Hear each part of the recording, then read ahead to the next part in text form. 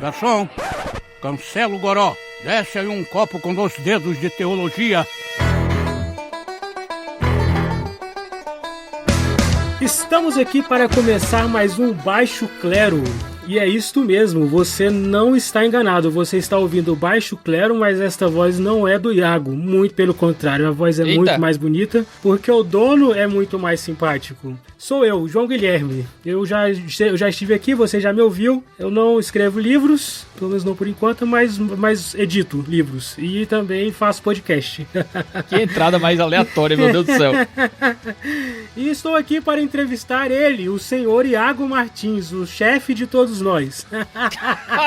E todos nós, assim, mais ou menos, né? Mais ou menos. Senhor Mor do 2D de Teologia, o Richard Denham do 2D de Teologia. Meu Deus, o que é isso? O Russell Shedd do 2D de Teologia. Não, para, nossa. Eu nem te pago, cara. Você trabalha de graça, não tem que fazer isso. Eu tô falando isso que aí já dá gás pra quem dizer que eu tô comprado, entendeu? Já dou assunto. Aí vai dizer, isso aí, ó, o João é comprado, não fez as perguntas, não sei o que. Tá, João, explica pra negado o que é que vai rolar aqui. Estamos aqui para entrevistar o senhor Iago Martins acerca do seu último livro lançado pela editora Record, A Máfia dos Mendigos, Como a Caridade Aumenta a Miséria. Eita, nós. Eita, nós, vinheta. Calma, que é isso? Garçom, cancela o goró e desce 2 dedos de teologia. Não. Isso aí, tu sabe que isso é no começo. Tá tudo errado, né? Porque esse negócio do garçom vem antes, não é agora. Ah, é? Cara, tu não escuta o teu podcast não, cara? Eu escuto, mas não tem essa cabeça e depois entra a vinheta e a gente conversa? Não, cara, a vinheta vem primeiro, cara. E depois vem a cabeça e depois vem os anúncios. Os avisos. Tá vendo? É por isso que você não pode deixar outras pessoas cuidar do teu podcast. Mac, puxa os avisos aí. Então é isso. Puxa os avisos porque a vinheta já foi. Aquela vinheta maravilhosa que eu amo.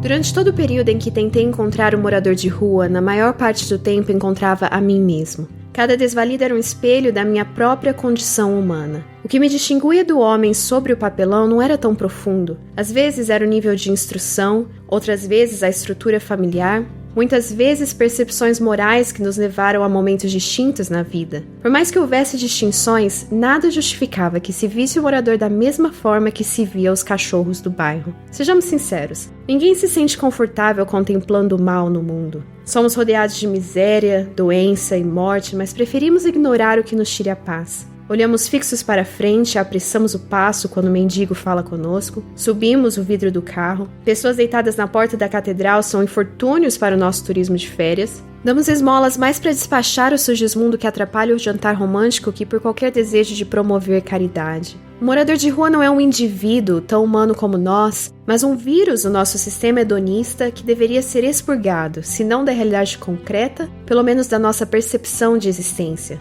Você só consegue descobrir o quanto de si há no mendigo e o quanto do mendigo há em si quando se olha no espelho e sabe o que está por trás da sujeira. Quando olhamos para um homem caído na rua, tudo o que vemos é a apresentação estética de uma figura desvalida. Uma carcaça te olhando de forma constrangedora, pedindo algum recurso que lhe aplaque a fome ou o vício. Homem algum consegue fitar um par de olhos e ler a profundeza do coração. Mas quando você olha para si mesmo nessa condição, vê a sua história, seus sonhos, seus amores, suas vitórias e sacrifícios enclausurados numa casca de pobreza. Quando é a sua história de vida que está pedindo esmola ao lado de quem você sempre considerou uma antipessoa, há um impacto profundo no modo como nosso olhar consegue ver para além do que o corpo apresenta. Eu podia olhar para mim mesmo e ver tudo o que já vivera, tudo de interessante que tinha para dizer, todos os pensamentos complexos que com esforço já havia formado. Mas quantas vezes olhei para um morador de rua como algo além de sua condição financeira? Quem se senta com um mendigo numa praça para saber qual a vida por trás daquela vida? Só nos sentamos com eles para falar de fome, de miséria, de dor. Só iniciamos um contato para oferecer um pedaço de pão.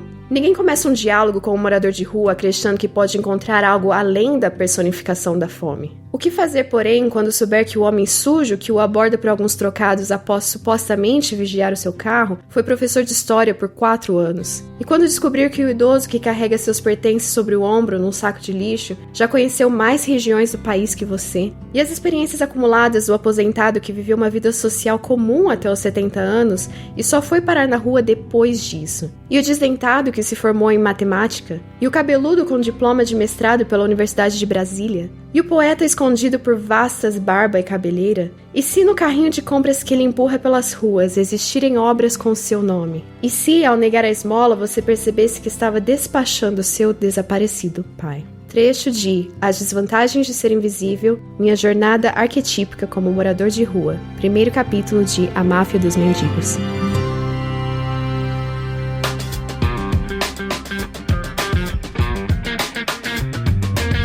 Iago, você escreveu um livro polêmico, não sei se você está sabendo, o seu livro causou uma repercussão grande. Um rebuliço. Um rebuliço. Então nós vamos aqui entrevistar o Iago e fazer algumas perguntas sobre o livro. Eu tenho as minhas perguntas, as coisas que eu discordo, as coisas que eu concordo. Eu tenho perguntas de pessoas que mandaram pelo Twitter. Se você não mandou, não mande mais, até porque foi há vários dias atrás. Eu tenho aqui... Tá ouvindo já o podcast, né? Da pergunta como? Eu tenho 32 perguntas aqui. Eu condensei, algumas perguntas a gente vai acabar respondendo na conversa, mas eu peguei aquelas que eu não achei que acrescentavam e tirei as engraçadinhas, tirei também. Então, se você fez pergunta séria, querendo saber realmente coisas sobre o livro, provavelmente a gente vai responder, que eu vou me esforçar para abranger o máximo possível. E eu quero começar com perguntas que giram em torno da elaboração do livro, da ideia, e depois perguntas em termos de metodologia, ou metodologia pode ser uma palavra polêmica, né? Porque tudo é polêmico hoje, mas em termos da forma que você escolheu para fazer esse livro, para escrever e extrair os seus dados, e depois o assunto em si, as suas conclusões e como você chegou a essas conclusões. Então vamos lá, começando pelo entorno ou pelo pré-livro, que envolve boa parte das polêmicas, que o pessoal aí começou a criticar bastante, né? A capa, o título, muita gente não gostou. Eu queria saber, você esperava, Iago, essa repercussão, essa polêmica? Você já escreveu outros livros? Você achava que viria mais do meio católico ou do meio evangélico? Como é que você estava em relação a isso? Ou não estava sentindo nada? Estava só preocupado com a Cat? A Cat é minha filha, né? A Catarina, que acabou de nascer. Cara, eu imaginava que o livro ia causar algum rebuliço, né? Alguma polêmica ia surgir, mais por causa das ideias do que por causa do título, pra ser muito sincero. Porque o título representa exatamente o que o livro é, na minha opinião. O título não é um clickbait, não é um red bait, não é uma armadilha, é simplesmente um resumo do que o livro realmente diz. A ideia de que existe uma máfia de mendigos, existe uma comunidade mais ou menos coordenada de mendigos que usam meios escusos pra alcançar os seus fins de benefício pessoal. E o que tem feito isso acontecer é um tipo de caridade que tem aumentado a miséria. É realmente o que o livro diz. Eu imaginava que a ideia do livro, as ideias que eu coloco no livro iam ser um tanto polêmicas e iam gerar muitos desconfortos, principalmente nas esquerdas evangélicas. Eu imaginei que os setores progressistas iam ficar mais oriçados nesse processo. O que aconteceu? Eu fiz algumas escolhas de palavras no título do livro, meio que de propósito, mas eu não imaginei que ia alcançar um público tão grande logo no lançamento da capa do livro. Grupos olavistas, principalmente, ficaram muito escandalizados porque interpretaram o livro como uma ode contra a caridade, no sentido de não podemos mais dar esmola a mendigo. Agora, eu realmente tenho muito orgulho do título do meu livro, certo? Modéstia à parte, eu pensei muito nesse título, ele foi muito bem calculado, porque ele é um título polissêmico, né? A ideia de polissemia na linguística é quando uma frase ou uma palavra possuem mais de um significado possível. Quando você lê como a caridade aumenta a miséria, existem algumas possibilidades de interpretação disso. Uma possibilidade, que é a que eu quis colocar, é a ideia de como, significando de que maneira ou de que forma. O título do livro então seria A Máfia dos Mendigos, de que forma a caridade aumenta a miséria. Agora, existe uma outra possibilidade semântica, que é interpretar o como de forma um pouco mais restritiva, como se toda a caridade de alguma forma aumentasse a miséria. Qual é a postura que se espera de qualquer indivíduo que seja literariamente maduro? É que ele, diante de um texto polissêmico, tente encontrar as possibilidades de sentido. Então qualquer bom leitor ia olhar para o meu livro e dizer, poxa, o que será que o Iago está dizendo? Será que o Iago quer dizer que toda caridade aumenta a miséria? Ou será que o Iago está falando de um tipo de caridade que aumenta a miséria. Qual era a única forma da pessoa saber qual era o significado? Lendo o livro. As pessoas leram o livro? Não. Agora, quem não leu o livro poderia comentar sobre a capa do livro dizendo, olha, esse título tem duas possibilidades. Só que as pessoas leem tão mal, que elas nem se deram conta da possibilidade de interpretação do título. E claro, eu imaginava que isso acontecesse, eu apostei que isso acontecesse. Eu não imaginava que ia acontecer com tanta gente letrada. Escute, letrada, gente de boa leitura, que por um tipo de pressa ou raiva ou de pressuposto pessoal, acabou interpretando o título do livro da forma mais tacanha possível. E por que isso é muito interessante? Porque o primeiro capítulo do livro condena isso. Condena justamente o fato de que nós criamos posições e formamos hipóteses acerca do morador de rua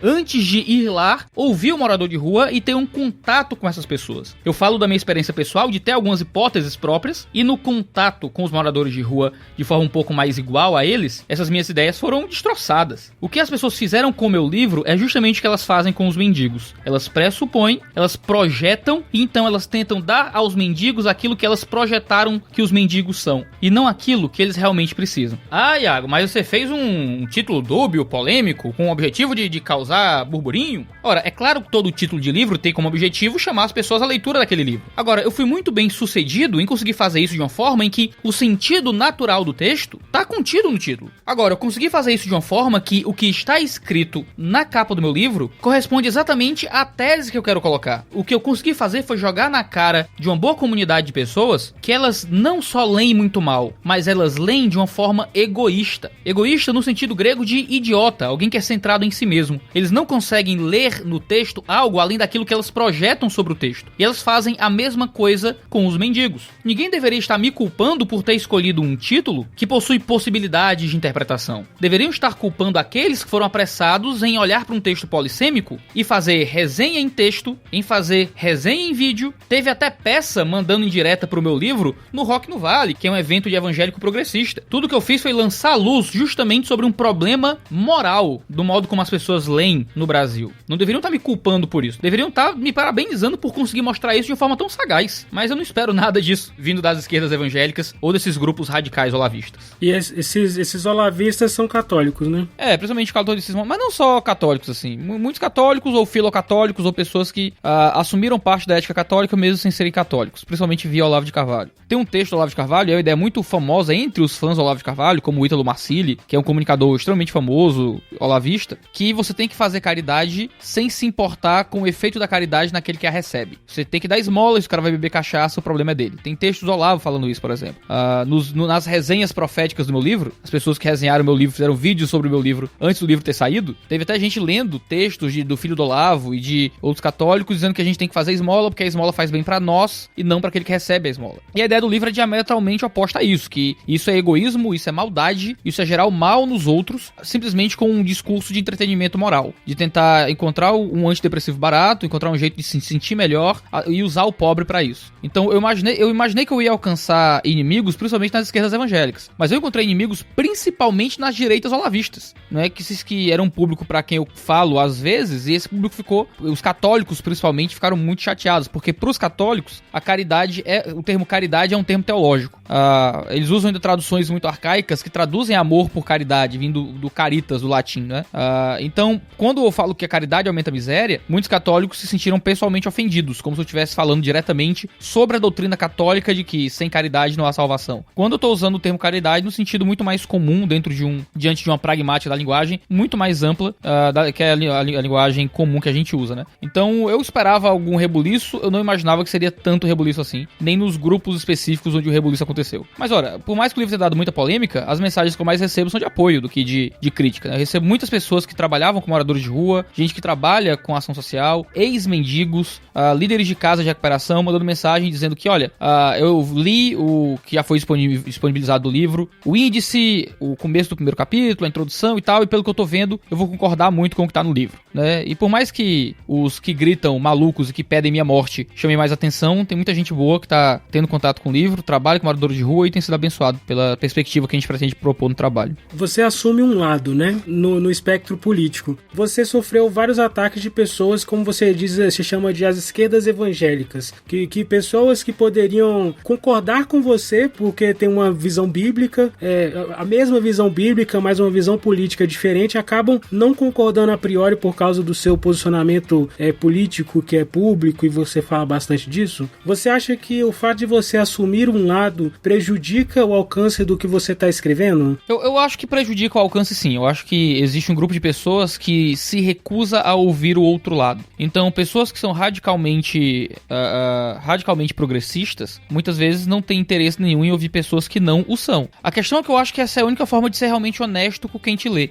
Citando, por exemplo, o Convulsão Protestante, do Antônio Carlos Costa, que eu já falei várias vezes sobre esse livro, ele inicia o livro dizendo que ele não é nem de direita nem de esquerda. E ele escreve um livro de esquerda, profundamente de esquerda. Chega a defender mais-valia, por exemplo, que é um conceito profundamente marxista. Eu escrevo um livro que eu não acredito que é um livro de direita. A Máfia dos Mendigos não é um livro que se pretende defender uma perspectiva política específica. Eu tentei mostrar o que eu vi, né? E a realidade não tem ideologia. Claro que a transmissão da observação da realidade passa pelos preconceitos, pelas preconcepções daquele que lê, né? Então é impossível eu escrever um livro neutro, porque eu não sou neutro, eu sou eu. Então eu tenho perspectivas mais à direita do espectro político, principalmente em termos econômicos.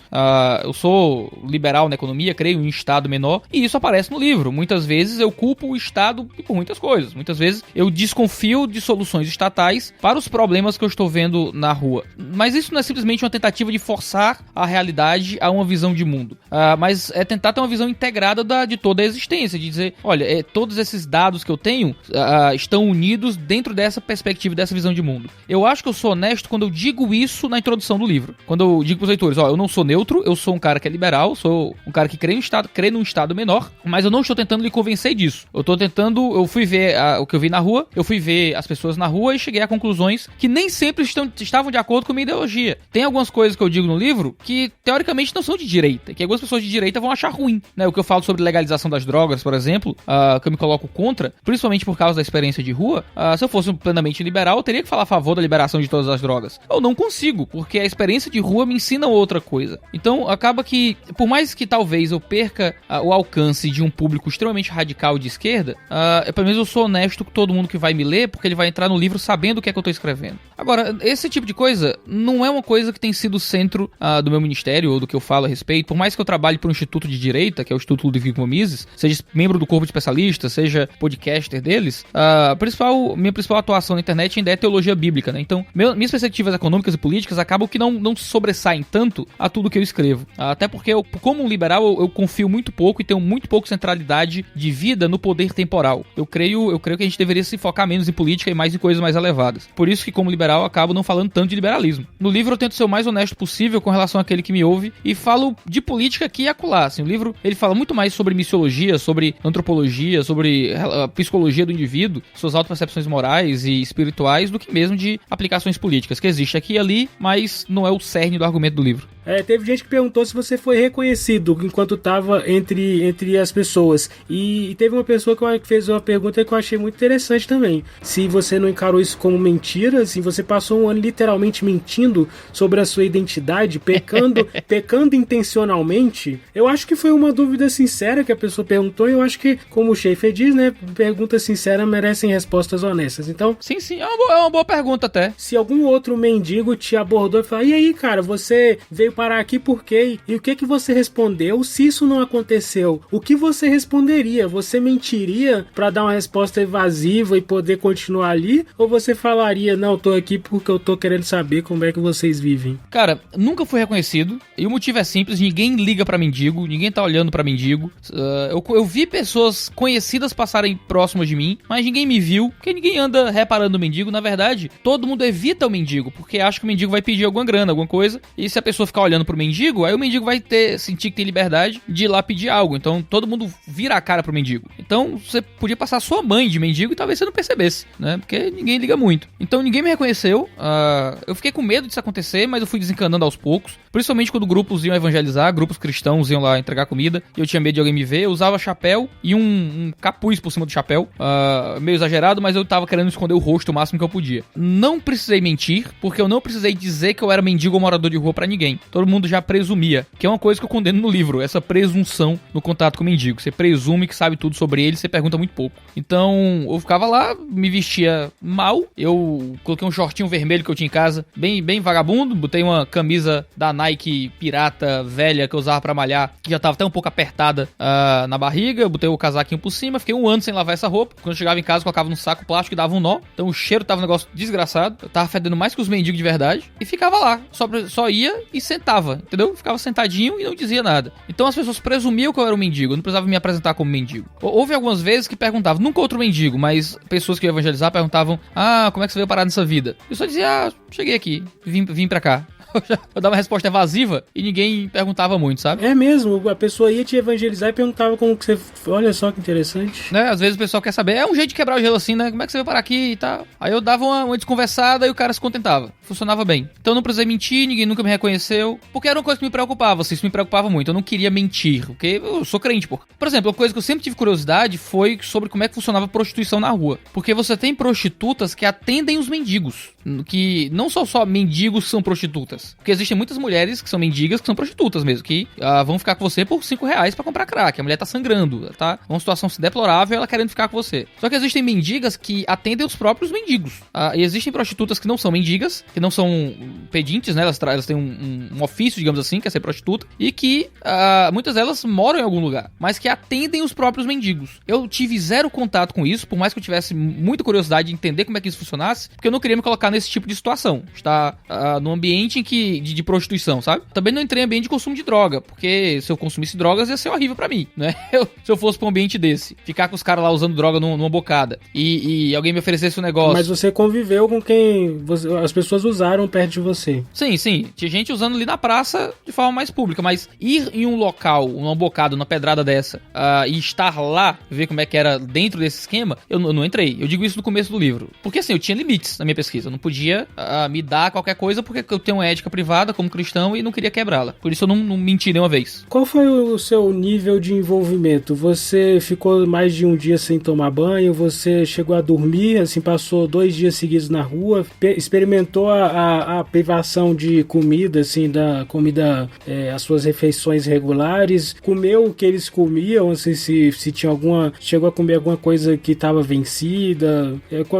Quanto que você propôs se envolver? E você acha que esse nível de envolvimento, sendo maior ou menor, legitima mais ou menos a sua experiência? Eu tentei fazer um pouco de tudo, assim, não fiz tudo o tempo todo, porque o que eu mais fiz foi ouvir. Eu não queria ser mendigo, entendeu? A ideia não era tentar fingir a experiência pra sentir a experiência. A ideia era me misturar pra ver a experiência deles. Por isso que eu digo no começo do livro que essa não é a minha história na rua, mas é a narração da história de outras pessoas e a análise da vida das pessoas que não estavam fazendo uma pesquisa, mas estavam vivendo de fato aquilo, né? Eu fui pra rua não porque eu queria brincar de mendigo, mas porque eu queria ver como é que eles viviam sem um outsider, sem um pesquisador, sem alguém entregando caridade, simplesmente eles sendo eles mesmos, sem se sentir ameaçados por nada, né? Eu queria ver a sinceridade nua e crua. Agora, eu tentei participar de algumas coisas, né? Tentei pedir esmola uma vez, é muito humilhante, muito ruim.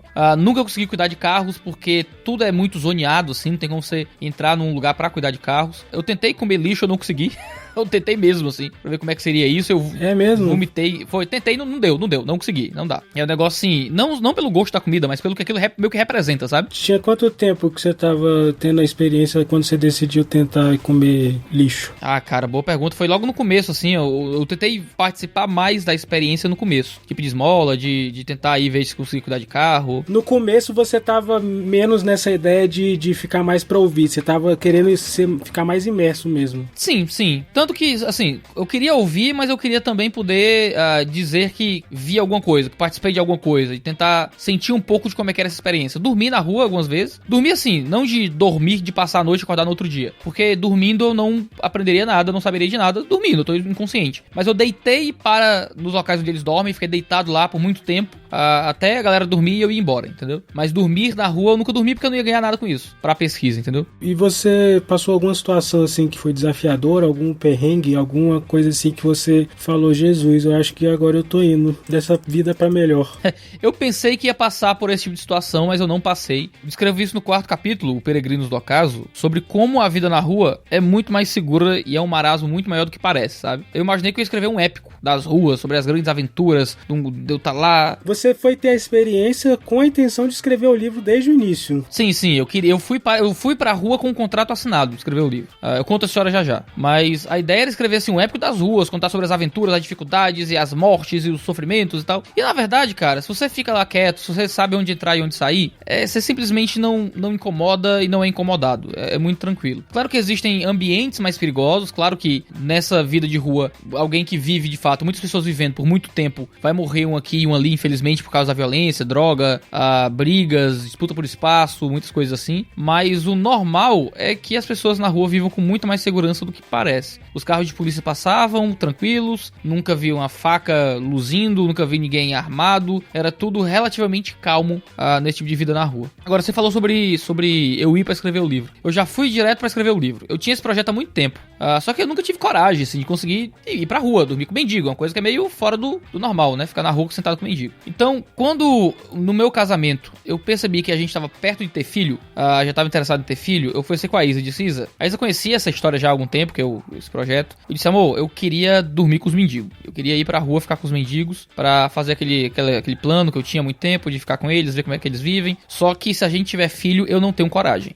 Eu só teria coragem antes dos filhos. Aí eu disse: a gente tá começando a planejar ter filho, será que eu podia fazer isso antes de ter filho? Né? Aí a gente conversou, a Isa é antropóloga, a Isa, minha esposa, né? Ela é formada na área, tem mestrado em antropologia da educação também. Então ela achou um barato. Ela queria muito, ela gostou muito da ideia e me apoiou muito. O mestrado dela é por onde? Tanto a graduação quanto o mestrado dela é pela Universidade Federal do Ceará, né? E ela é graduada em Ciências Sociais, o mestrado dela é em Antropologia da Educação. E ela me apoiou muito no projeto, me ajudou muito com muitas conversas, coisas metodológicas. Ela foi útil pra mim pra caramba. Aí eu pensei, pra fazer esse projeto, pra escrever esse livro, eu não queria ter que escrever, ter esse trabalho todo, esse esforço todo e depois ir bater na porta de editora pra ver se alguém queria publicar. Eu pensei, não, eu vou logo fazer isso com um contrato assinado. Aí eu pensei nas editoras evangélicas, né? Mas eu disse, cara, qual é a maior editora do país? Qual é o maior núcleo editorial desse país?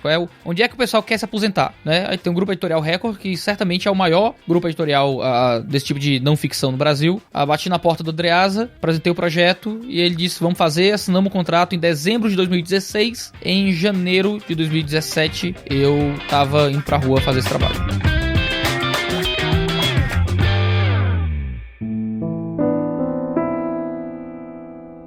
A realidade é complexa demais para ser analisada dentro de um escritório. Com um ano na rua, você percebe que ideias pré-concebidas não sobrevivem ao teste da realidade. Respostas fáceis, imagens bem lapidadas, obviedades e truísmos são só comuns nos livros, no gabinete, nos centros acadêmicos e nas redações. Não existe ideologia que resista intocável quando passa pela prova dos 9 da existência. Era muito fácil para mim ter certezas e planos de salvação para a comunidade pobre, até parar para viver a vida comum. Quando achei que encontraria um mar de pessoas escravizadas por um passado que as perseguia, presas pelas circunstâncias da vida, encontrei preguiçosos, gente que passa o dia dormindo, bebendo e se divertindo às custas dos outros. Quando pensei que encontraria vítimas, encontrei um mar de vilania. Já quando ia sendo tomado por visões mais duras, pensando em encontrar apenas desgraça moral, vi crianças fugindo de abusos sexuais, senhoras claramente doentes da cabeça, totalmente enlouquecidas, vi jurados de morte por crimes de familiares e senhores que fracassaram em achar emprego na cidade grande. Quando eu pensei que enfrentaria a crueldade, fui sugado pelo vácuo de vida. Vilão e vítima se confundem porque são muitas vezes a mesma pessoa, culpada,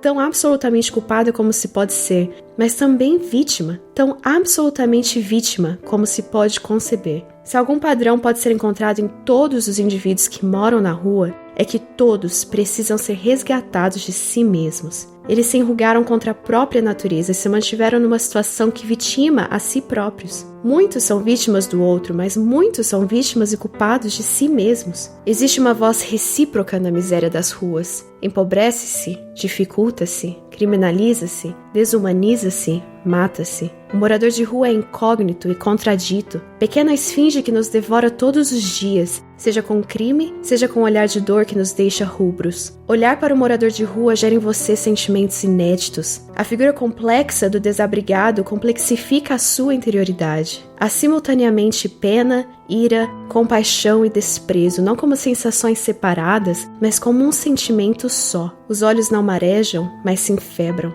Você não sente bem tristeza, mas uma angústia quase física dentro do tórax. Você se senta na rua e não consegue chorar, só consegue gemer baixinho. Não sai uma lágrima, mas seu suco gástrico quer subir pelo esôfago. É uma escola para os sentimentos. Você forma em si emoções complexas que nunca havia sentido. Trecho de Escombros de um Naufrágio Moral, Cruzando os Limiares da Miséria de Alma, 3º capítulo de A Máfia dos Mendigos.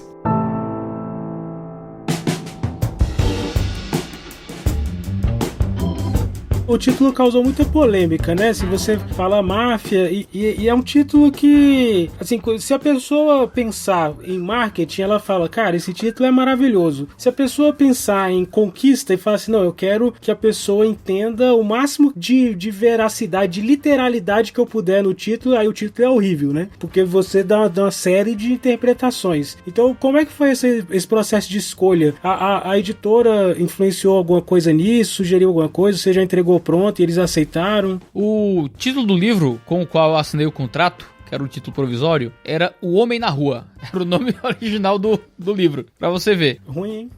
É bem... é ruinzinho. É um título bem mequetrefe. Parece que fui eu que dei essa ideia de título aí.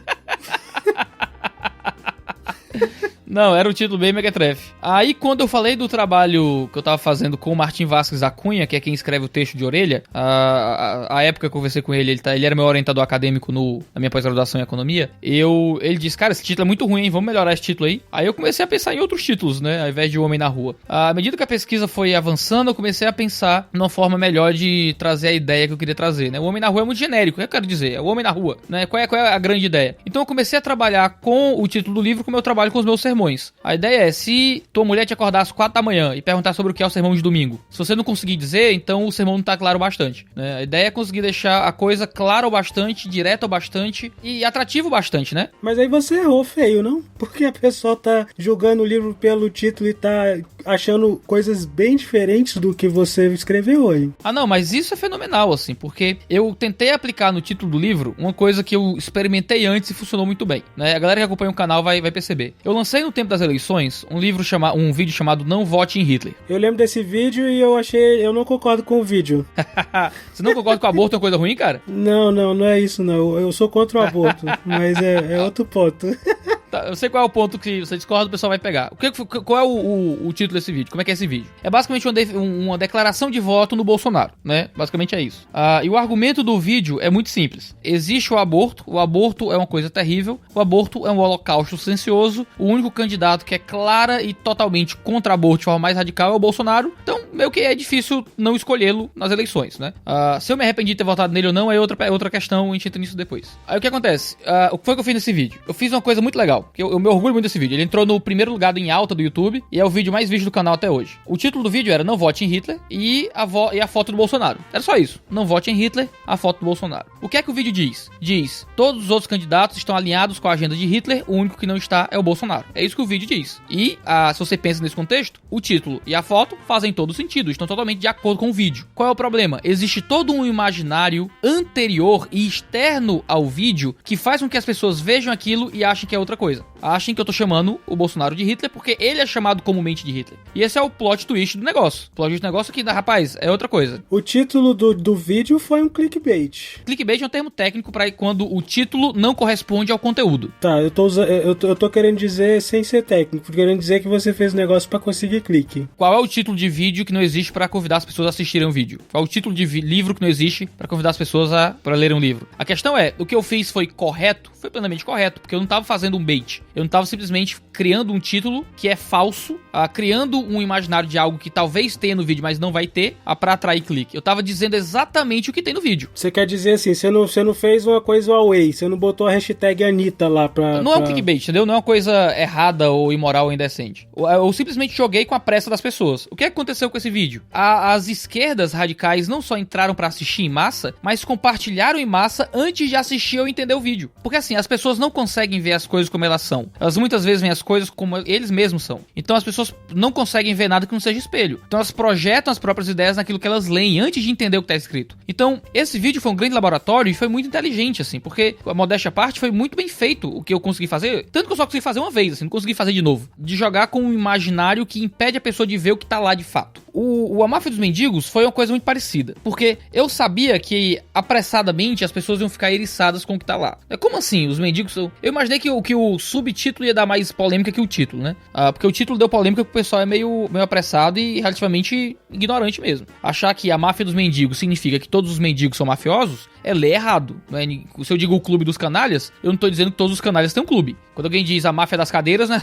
Tá dizendo que existe uma máfia que envolve cadeiras. Não que existe não que todas as cadeiras são mafiosas. O título do livro tem esse duplo sentido que eu digo na introdução. Tem um sentido que envolve tanto aqueles que usam os mendigos para a sua máfia, né? Que são aqueles que se aproveitam da caridade, que é o que eu comento mais na introdução do livro. Mas também de uma máfia, de um grupo de pessoas mais ou menos coordenada que usa meios escusos para seus fins pessoais. É basicamente o significado de máfia, que é composta de mendigos. Não são todos os mendigos que participam disso, mas existe esse grupo de mendigos que age dessa forma. Agora, o subtítulo ele é particularmente chocante. Assim, como é que a caridade aumenta a miséria? Eu tô querendo dizer o quê? Que a esmola é a culpa da miséria? Que a esmola deixa as pessoas miseráveis? Que a caridade cristã é uma coisa que faz mal? Que não pode dar esmola? Pois é. E no livro eu explico justamente como a caridade aumenta a miséria, mas de uma forma que as pessoas às vezes não estão... Se elas forem apressadas, elas não vão perceber aquilo que está sendo dito. Qual é a grande vantagem disso? Pessoas da esquerda radical, pessoas de movimentos revolucionários, pessoas que trabalham exatamente fazendo tudo o que eu condeno, sabem do livro, ouviram do livro e sabem que a galera vai comprar o livro e ler o livro. Então eles só têm uma alternativa agora, é refutar o livro, é ler o livro e condenar o livro. Se eles não condenarem o livro, eles vão deixar as pessoas se convencerem pelo livro. Então tudo o que eu queria com um título que fosse atrativo e relativamente explícito e até um tanto chocante... Você fala atrativo, não é polêmico? Acho que a polêmica tá nos olhos de quem vê. Eu acho que tem muita gente que viu o título e não achou polêmico, achou normal. Coisas que pra mim são polêmicas, pra você pode não ser e vice-versa. Você acha que a polêmica foi mais por gente que não concorda com você a priori, porque não gosta de você, da sua pessoa? Difícil dizer, difícil julgar as pessoas. Alguns podem ter achado a polêmica... alguns podem ter simplesmente julgado o livro pela capa do mesmo daquele jeito, de projetar no livro uma coisa que não tá escrita. Alguns podem ter interpretado caridade de uma forma que não deveria, alguns podem ter uma leitura ruim, alguns podem só não gostar de mim mesmo, entendeu? Então é difícil julgar o coração das pessoas. Mas aí você escolheu justamente porque você queria um título atrativo pra chamar atenção pro assunto mesmo. Todos os meus livros são assim, né? Você não precisa chamar de missionário, faça discípulos ou morra tentando, os sermões dos maricas, são títulos que geralmente são atrativos. Mas aí você concorda que você tá lidando com um tema sério? Todos os temas que eu lidei até hoje na vida em livro foram. Ok, mas esse livro tem um tema sério, ele é muito caro a muitas pessoas, tem muita gente Sim, a mim também. Sim, calma, não começa a se defender agora, espera eu terminar de perguntar. Você não deixa eu terminar de responder, então eu tô aqui, ó. 2 homens entram, um homem sai. Foi isso que você me prometeu. Tomara que eu saia. Mas então, aí você tá lidando com um tema particularmente sério, que muitas pessoas se interessam, não apenas evangélicos. Você saiu da teologia, você publicou esse livro inclusive numa editora que não é teológica, não é evangélica nem nada. Você foi pra arena pública de um modo geral. Sim. Você já tá na arena pública na internet, mas é algo muito nichado, né? Assim, que a verdade é que quem não é evangélico não sabe quem você é, nem os católicos haters. E assim, uma faixa etária específica também não sabe, enfim. Você agora foi para um debate bem mais aberto. E aí é um tema realmente muito caro. A gente lida com isso há muito tempo, tem muita gente estudando isso, buscando uma resposta, buscando uma solução. E aí você traz esse título, traz essa forma assim para causar um impacto, mas você não acha que essa leitura errada pela forma mais literária, eu vou chamar de literária do sentido de que admite muitas interpretações, né? Menos técnica. Você não deu um título que parece um título de uma dissertação nem nada. Você não acha que isso pode acabar trazendo um resultado negativo porque a pessoa que interpretar errado e que não lê vai começar a, sem ler, dizer que você defende e vai discriminar ainda mais os moradores de rua e isso pode prejudicar ainda mais as pessoas que você está tentando defender, melhorando a forma como o relacionamento, né, com elas? Cara, eu acho que um título não tem tanto efeito assim na vida e na prática das pessoas, não. Pessoas que trabalham com morador de rua e que tem algum tipo de relacionamento com gente em situação de rua, cara, ninguém vai ser transformado na sua ação social pelo título de um livro. As pessoas vão trabalhar pra entender o livro, né? Pra entender o que tá escrito lá, quais são os argumentos. Pessoas que têm interesse o bastante pra serem transformadas pelo que tá escrito no título, certamente vão ser pessoas que vão ter interesse de ler o livro. Então alguém que leia o título, eu acho pouco provável que uma pessoa vai ler o título do livro e dizer, isso mesmo, vamos matar mendigo na rua, né? E por causa do título do livro. Eu acho que isso é uma coisa muito infactível, né? Tem gente querendo matar o Iago, no caso, né? Já disseram que o jeito é matar, já mandaram atar as baionetas, pegar em armas, dar tiro, porque é só matando. Querido Paulo Cogos, muito obrigado, Paulo Cogos, por ameaçar me matar, né? Vou abrir um BO. Eu consultei os advogados, eu devia prestar queixa. Eu fiquei preocupado. E eles disseram que não. Disseram que não. Até que não precisava, galera, ninguém levou a sério Paulo Cogos. Eu tô vendo, então assim, a questão do título eu acho que tá bem explicada, mas da questão do você ir pra rua ou de você ter feito o que fez, você acha que hoje, depois do livro pronto, dos resultados que você verificou, você faria alguma coisa diferente? Você se arrependeu de ter feito ou de não ter feito alguma coisa? Você acha que esse método utilizado aí de se vestir de mendigo é um método que permite chegar a um resultado confiável? Como você garante, e aqui eu tô fazendo a transição para metodologia, ok? Como você garante que esse resultado que você chegou é confiável, sendo que ele não é acadêmico? Você não fez uma pesquisa acadêmica, você não aplicou um questionário, não deu um termo de consentimento livre e esclarecido para as pessoas preencherem. O que você acha que tem de limitação nessa forma que você usou para ter essa experiência, e se você se arrepende de alguma coisa que fez ou não fez? Eu não me arrependo de ter feito nada, eu acho, assim, tentando puxar na memória aqui. Eu não tenho um arrependimento de algo que eu fiz. Tem coisas que eu queria ter feito diferente, assim. Eu queria ter conseguido passar mais tempo na rua, eu queria ter conseguido passar mais tempo em outros estados. Eu consegui ir um pouco em São Paulo, consegui ir um pouco em Brasília, eu consegui conversar com... Esses são dados importantes, hein? Eu acho que você não fala... Eu não lembro de ter visto isso no livro.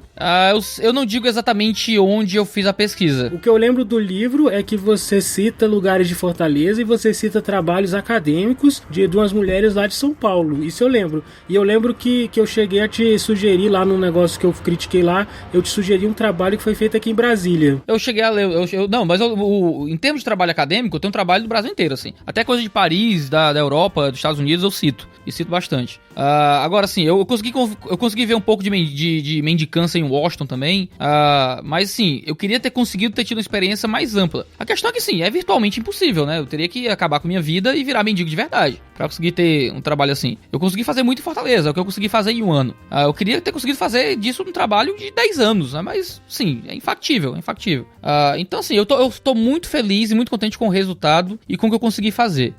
Muito mesmo. Eu queria ter tido mais tempo pra trabalhar o texto também, mas a vida, né? Não tem como você fazer tudo que você queria e fazer, sei lá, escrever um livro só até morrer. Dá pra fazer, mas não era o que eu queria fazer. Então eu queria ter conseguido fazer um livro melhor, obviamente, porque tudo que você faz tem as limitações do pecado, da queda, da dificuldade, das incapacidades.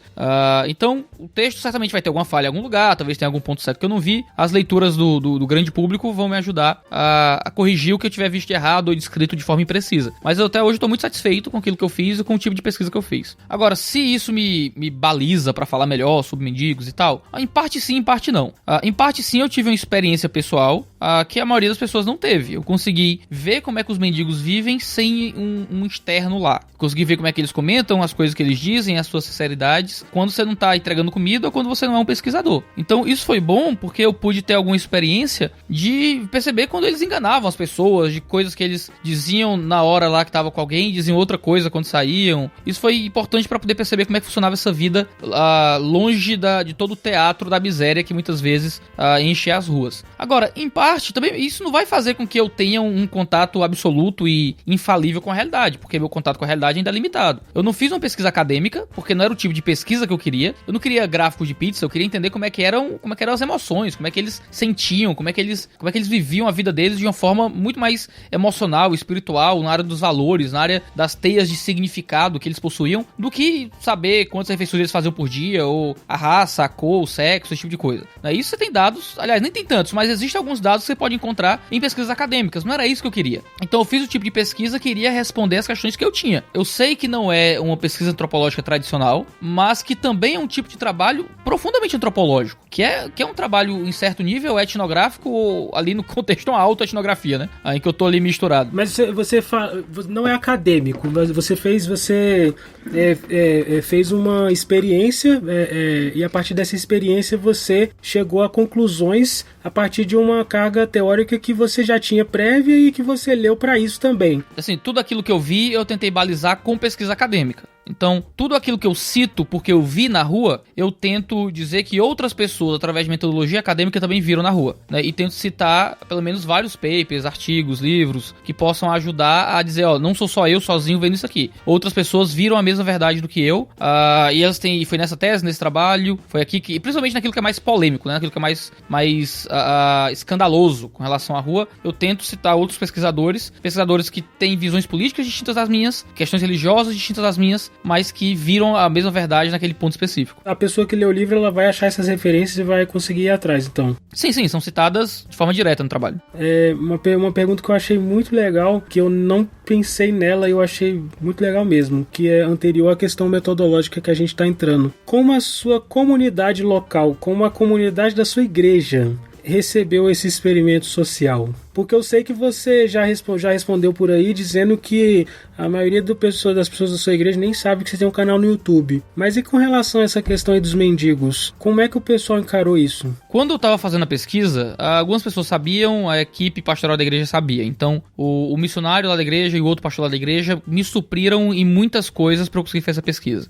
Porque eu precisei mover muitas coisas para poder fazer isso. Eu tive que diminuir a minha carga de trabalho no seminário, me deram alguns prazos extras no mestrado, eu parei com algumas atividades na internet, eu tive que mudar muita coisa para conseguir colocar minha cabeça nisso. Foi muito difícil, né? Foi muito difícil. Eu sou meio workaholic, você me conhece, sabe que eu sou meio multitasking, eu consigo fazer muita coisa ao mesmo tempo. Mas mesmo assim foi um tempo muito complicado de conseguir ter muita ajuda. Muita gente me ajudou pra eu conseguir ter esse tempo na rua. Então, lá na igreja, algumas pessoas sabiam, assim. Mas a maioria das pessoas, quando perguntava, eu dizia, eu tô fazendo um trabalho, uma pesquisa com os moradores de rua. Era sempre assim, eu tô fazendo uma pesquisa com os moradores de rua. E as pessoas não perguntavam muito. Só dizia que tá, pesquisa, quero entender como é que é. Só que eles não sabiam que eu tava indo vestido de morador de rua, né? Agora, quando eu terminei a pesquisa e estava transformando a pesquisa em livro, assim, no finalzinho do processo, eu dei toda uma série de 6 aulas na Escola Bíblica Dominical da igreja sobre o que eu descobri, que é basicamente uma aula para cada capítulo do livro. E eu apresentei para a comunidade, expliquei todo o processo, não contei que dormi com os mendigos, mas mostrei todo o resultado da pesquisa, e o pessoal recebeu muito bem, simplesmente receberam muito bem. Onde eu vou, eu já viajei em alguns lugares do país contando acerca dessa pesquisa, e onde eu vou as pessoas recebem muito bem quando eu explico esse processo, e a igreja já começou a se mover em direção a um tipo de trabalho com morador de rua bem diferente. Antigamente era só aquele negócio de dar comida, e agora a gente já segue por um processo mais de engajamento, né, que a gente não fazia antes.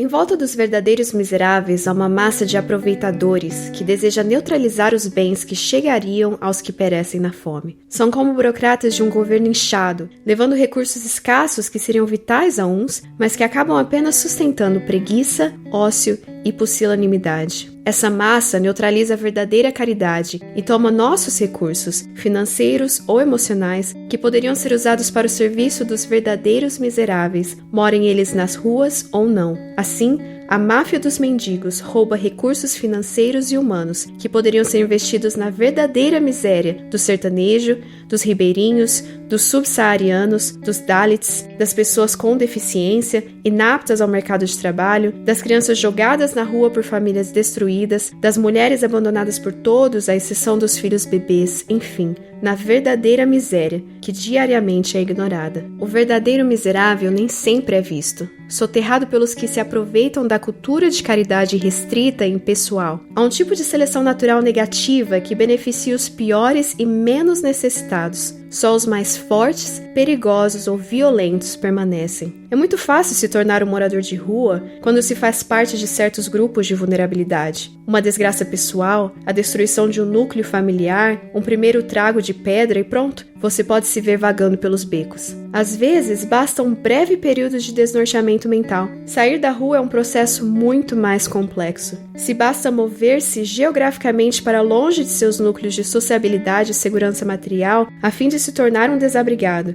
você encontrará uma série de barreiras complexas e por vezes individualmente intransponíveis para mudar de situação na vida. Largo é o caminho da miséria, estreita a porta da superação. Muitos são atores de um drama que nem sempre é voluntário. Alguns precisam se adaptar socialmente às expectativas estéticas que temos sobre a mendicância, se quiserem sobreviver. Mas outros estão de fato vivendo a miséria mais imunda. Para muitos, a rua é uma prisão perpétua. Sua assustação de vida os empurra cada vez mais para baixo. É como um mar bravio. As braçadas de desespero são inúteis para mantê-los a salvo do afogamento. Diante disso, precisamos responder quem são as verdadeiras vítimas das ruas. Trecho de Entre Jerusalém e Jericó, as 7 vítimas da desgraça ignorada. 5º capítulo de A Máfia dos Mendigos.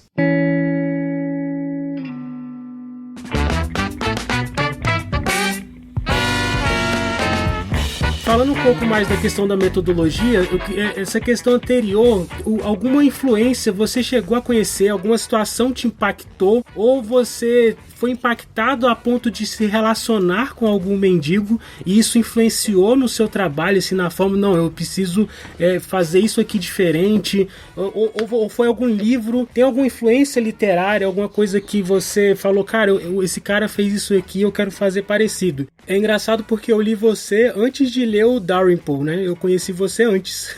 E aí depois quando eu li aquele livro do lixo do Dalrymple, eu falei, gente, isso aqui é o Iago, velho. Tá escrevendo. Poderia ter sido o Iago. Eu vou considerar isso um elogio incrível. Então, ele é um médico psiquiatra que ele fala que ele atende ele atendia num ambiente mais pobre lá da Inglaterra, de Londres, que perto de um presídio, e a partir desses atendimentos, de relatos de que ele percebe que as pessoas são mimadas, ele começa a raciocinar e a refletir, e isso produz um livro sensacional que traz uma denúncia urgentíssima, e aí, a partir dessa experiência, ele começa a dialogar com teóricos da educação para dizer que os caras estão errados. Então eu acho que esse estilo dele é muito interessante, é muito politicamente incorreto, né? E eu vi muito disso no seu livro.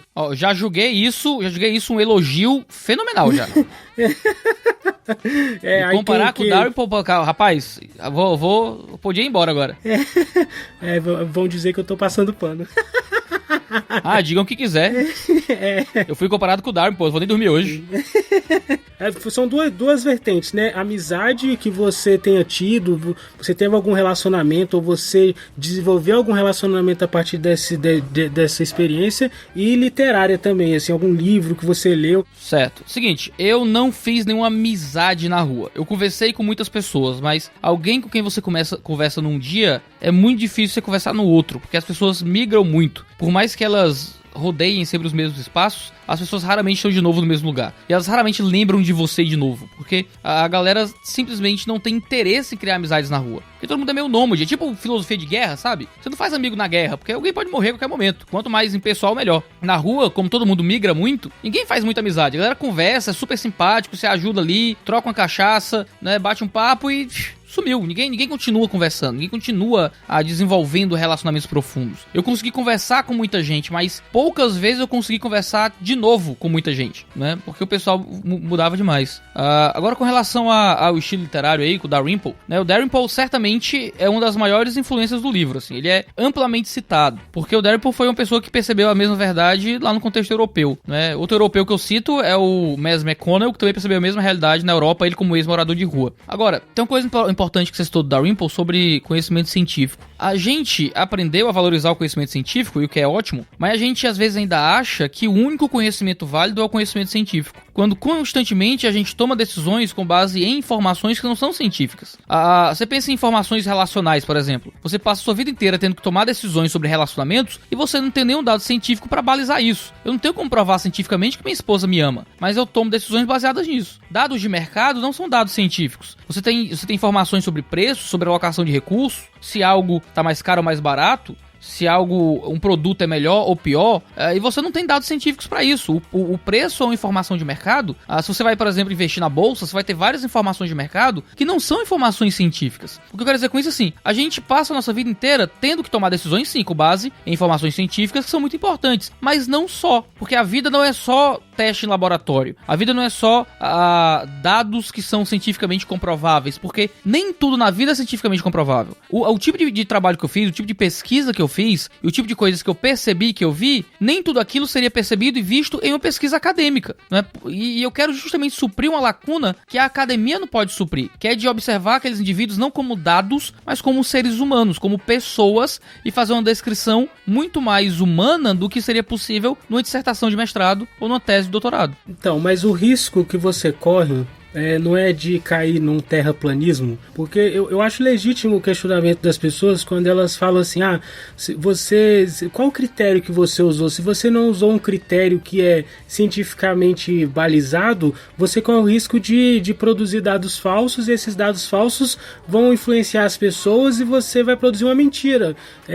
O Olavo de Carvalho, eu acho que ele trabalha muito com isso, né? Eu não sei se por causa da pouca formação dele, mas ele tem muito pouco rigor metodológico. Isso faz com que ele dê vazão a muita teoria da conspiração. Sim. E pessoas da área da filosofia criticam porque ele fala coisas erradas mesmo. E ele tá influenciando um monte de gente aí. Isso é um absurdo. Mas enfim, eu acho que a preocupação das pessoas é legítima nesse sentido. Você fala assim, cara, você precisa de um método rigoroso, de algo que seja abalizado, e para as pessoas, esse abalizado é o científico. Eu concordo com você que o científico não é tão abalizado quanto as pessoas acham que é, porque elas entram no que o Peter Beger chama de estrutura de plausibilidade, né? A gente está inserido nessa estrutura em que o científico é o mais plausível, né? Adaptando, assim, forçando muito o Peter Beger aqui, mas a gente está nessa estrutura em que o científico ele tem essa moral, né? Tem a aceitação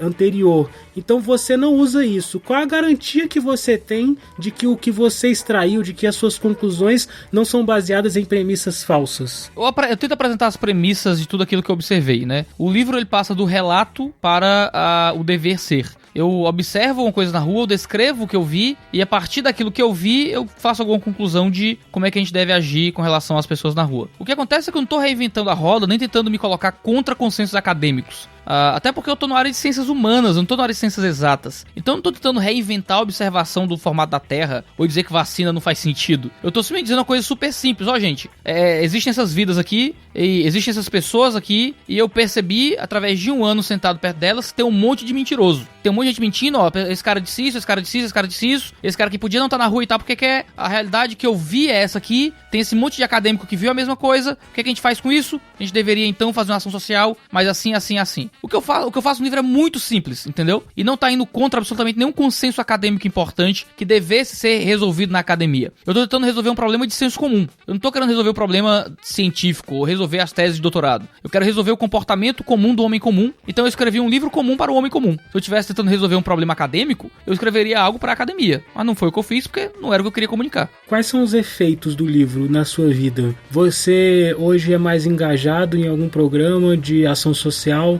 com essa população?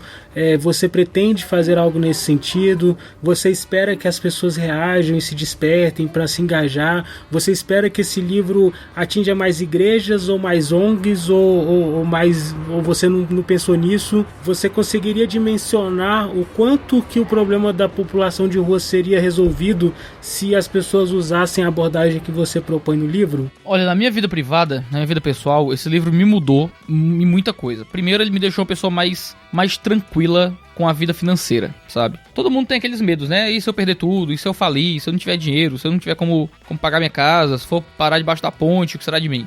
Eu fui debaixo da ponte e não é tão ruim assim. O fundo do poço não é tão horrível como você muitas vezes imagina. Pode ser para pessoas doentes, para pessoas, crianças, idosos, às vezes mulheres. Eu descrevo isso no livro. Mas para um homem adulto, né, para eu e você, para pessoas saudáveis, socialmente capazes, se tudo der errado, não é aquilo que a gente está imaginando, certo? Tem muita vida para viver, mesmo em situações de dificuldade financeira, porque a caridade inunda o que está à nossa volta. Então eu comecei a ficar mais tranquilo. Se tudo der errado, rapaz, é isso aqui. Se tudo der errado, é aqui na praça, sentado, comendo a sopa que dão. É o fim do mundo? É ruim, mas não é o fim do mundo. E isso me fez um bem danado, sabe? Assim, você fica muito mais tranquilo. A impressão que dá quando tá lendo o seu livro, nos capítulos iniciais, porque uma questão que eu acho no seu livro é a seguinte, você fala do ruim primeiro, né? E aí você causa certo incômodo no início do livro, porque você começa a falar mal das pessoas que estão na rua e quando você fala que a pessoa tá ali porque quer,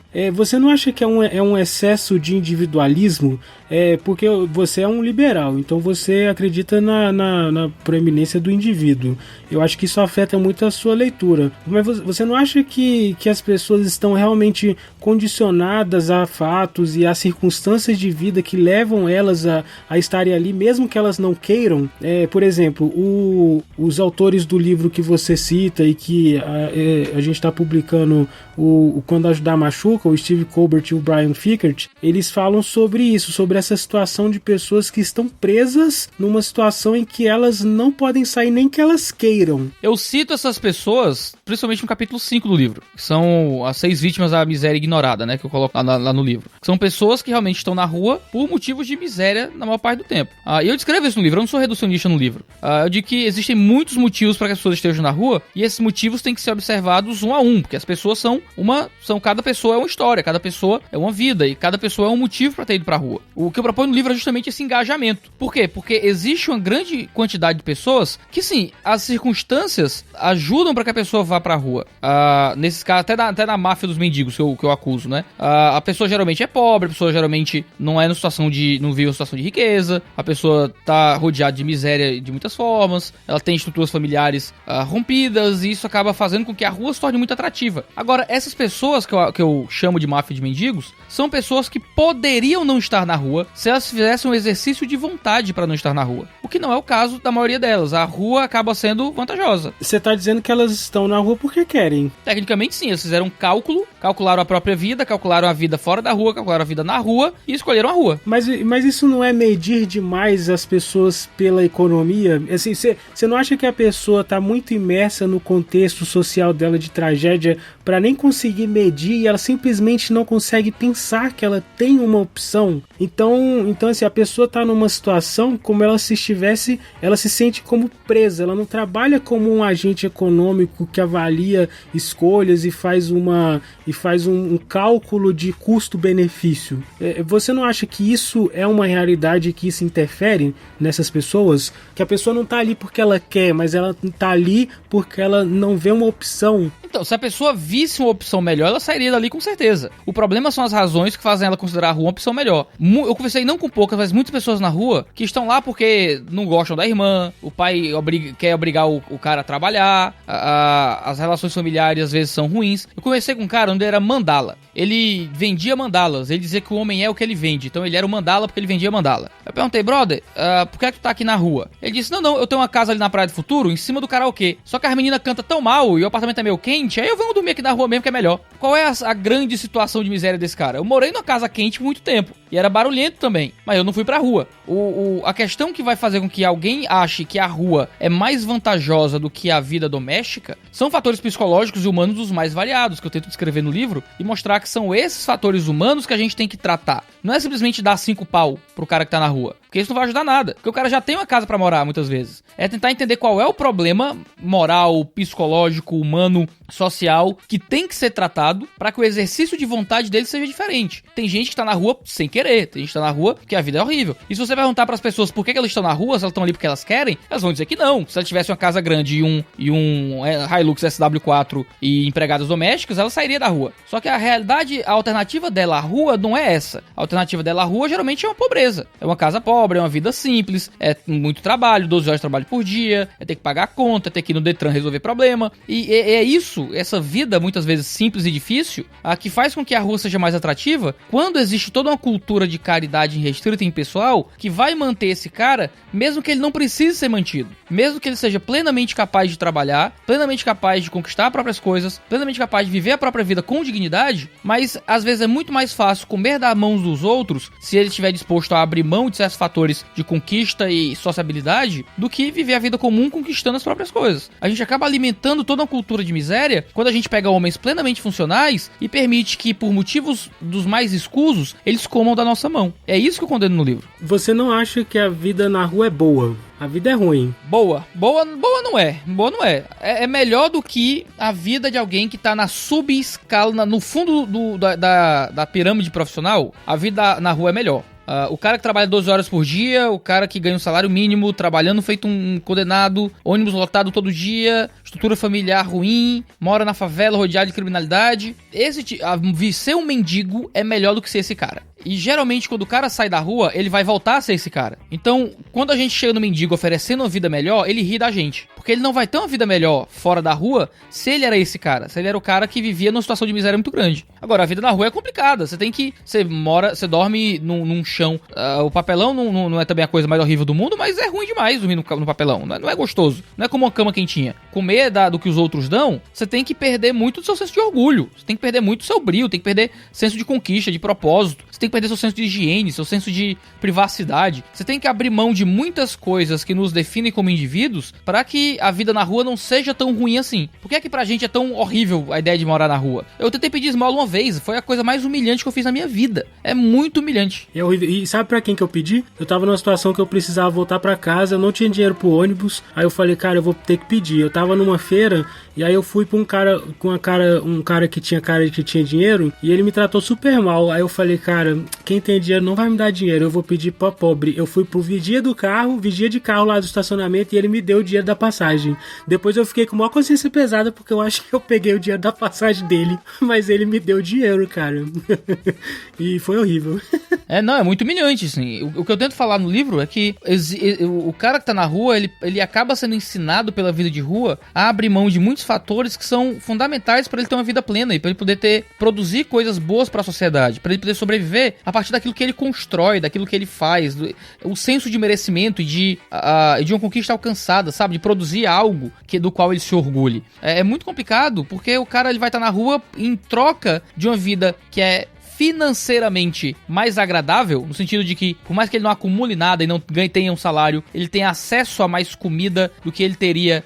Mais comida, sim, ele tem acesso num custo-benefício, a um estilo de vida mais tranquilo do que seria se ele fosse um profissional.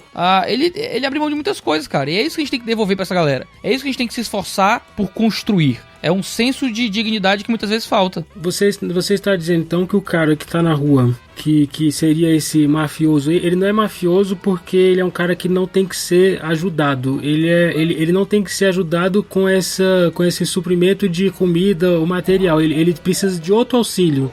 Ele precisa de encontrar o significado. Eu uso muito o Quando Ajudar Machuca, que a gente publicou agora em setembro, né? Os autores do Quando Ajudar Machuca, eles aplicam 3 momentos de serviço ao miserável, que é o alívio, é a reabilitação e é o desenvolvimento. O que é o alívio? É aquela ajuda imediata. O cara tá com fome. O que é que você faz com um cara com fome? Você dá comida, pronto. Você não dá um curso profissionalizante pro cara que tá com fome. Você dá comida, o cara tá com fome, caramba. Uma pessoa está sangrando, o que é que você faz? Você tapa o sangramento. Você não vai ensinar ela a cuidar melhor da pele. Você vai tapar o diabo do sangramento. Existem pessoas na rua que precisam de alívio. Gente que está com fome e precisa de comida. Gente que está doente e precisa de cura. Agora, a gente só sabe dar alívio e esse é o problema. A gente só sabe entregar alívio ao necessitado. A gente só sabe dar comida, dar roupa, dar cobertor, dar quentinha. E o que acontece? As pessoas estão tão supridas de alívio, porque a gente só dá alívio, que elas usam esse alívio como uma fonte normal de renda. Então, em São Paulo, mendigos pegam as quentinhas que recebem dos grupos espíritas e vão vender mais barato para poder comprar outra coisa que é do interesse deles. As pessoas que estão na rua, que são as mendigas verdadeiramente mendigas, os miseráveis verdadeiramente miseráveis, são os que precisam de alívio. Só que aqueles que são dessa máfia de mendigos não precisam de alívio. Eles já estão aliviados. Eles precisam de reabilitação e de desenvolvimento. De serem reabilitados à vida comum, à vida social, e então serem desenvolvidos para poderem viver em sociedade de forma correta. E é nisso que a gente tá falhando. Quando o mendigo come, o que é que a gente faz? Você dá o hambúrguer pro mendigo, você dá o sanduíche pro mendigo, e ele não está mais faminto, ele não está mais doente. E agora? O que é que vem depois disso? É isso que a gente não sabe mais fazer. Quando a gente chega diante da comunidade de mendigos, de mendicantes, de moradores de rua, que não estão famintos, que podem escolher em qual grupo vão pegar a comida porque não gostam de creme de galinha, gostam de cachorro-quente, o que é que você faz com esse grupo? E é isso que a gente fica parado, a gente não sabe o que entregar pra essa galera. E é isso que eu tento chamar a atenção no livro. A gente precisa de uma comunidade terapêutica, vencer os problemas da caridade pessoal e produzir algo que custe realmente alguma coisa pra gente, insignificante, mas que faça diferença na vida daqueles que precisam de mais do que de um pouquinho de comida e um dinheiro. Não, então, a solução, mas assim, quando você fala comunidade terapêutica, você está querendo dizer o que especificamente? A solução é botar esse pessoal em albergues, em casas de reabilitação, igual para quem é viciado em drogas, em álcool? O que é essa comunidade? É a igreja? Seria absolutamente qualquer ambiente de sociabilidade onde ele encontra uma comunidade disposta a investir nele. Isso pode ser uma clínica de recuperação, isso pode ser a igreja pagar um hostel pra ele, ele ficar vivendo na comunidade da igreja. Isso pode ser viver na sua casa. Existem pessoas que colocam o mendigo dentro de casa. Quando eu comecei a apresentar essas ideias aos meus alunos do seminário, quando a gente fazia o evangelismo tradicional com moradores de rua, de só ir lá, dar comida, falar um pouco e voltar, eu disse pra eles, olha, a lição essa noite, o evangelismo dessa noite não vai ser entregar comida pra mendigo. A gente vai sair e a gente vai conversar com os mendigos, ouvi-los, sentar com eles e tentar ajudá-los de uma forma um pouco mais eficaz. Uma aluna minha, que é do sul do país, Andresa, ela sentou com uma moradora de rua que estava grávida, jovem, bem jovem, e ela usava crack. Acho que era crack, usava drogas, acho que era crack. O que ela fez foi pegar essa moça, levar pra casa dela, cuidar dessa moça até a criança nascer e a mulher voltou pra rua, infelizmente, ela não aguentou ficar sem droga, mas a criança nasceu lá e foi adotada pelo pastor dela. Então, o que acontece? Você tem um ato relativamente absurdo, como é que você leva um mendigo pra morar na sua casa? Mas você tem uma criança que talvez tivesse morrido no ventre, ou nascida já viciada em crack, ou morrido na rua, ou crescido na rua, agora crescendo numa família que a ama e que tem estrutura pra cuidar dela. Porque alguém parou pra sentar pra ouvir o mendigo e levou o mendigo pra casa. Tem aquele negócio, né? Você tem pena, leva pra sua casa. Pô, leva mesmo. Pô, leva pra casa. Pois leva pra um ambiente em que a pessoa vai ser cuidada em uma comunidade que vai realmente fazer alguma diferença na vida dela. Você chegou a ter algum nível de relacionamento mais estreito? Eu já fiz essa pergunta, mas eu digo assim, você, na vida, né? Não na experiência. Eu fiz essa pergunta nessa experiência. Nessa experiência você falou que só conversou e tal, mas na vida você já teve algum nível de engajamento assim maior? No contexto da igreja? Eu já tentei algumas vezes com um morador de rua, porque o começo sempre é mais fácil. Eu tô sentado com os jovens da igreja, chega alguém pedindo um dinheiro, eu ofereço comida, eu digo, brother, senta aqui com a gente pra comer, senta aqui com a gente e eu compro, pago o que você quiser. Só senta com a gente e você come um hambúrguer que você quiser. Às vezes a pessoa rejeita porque ela não quer comida, ela quer dinheiro.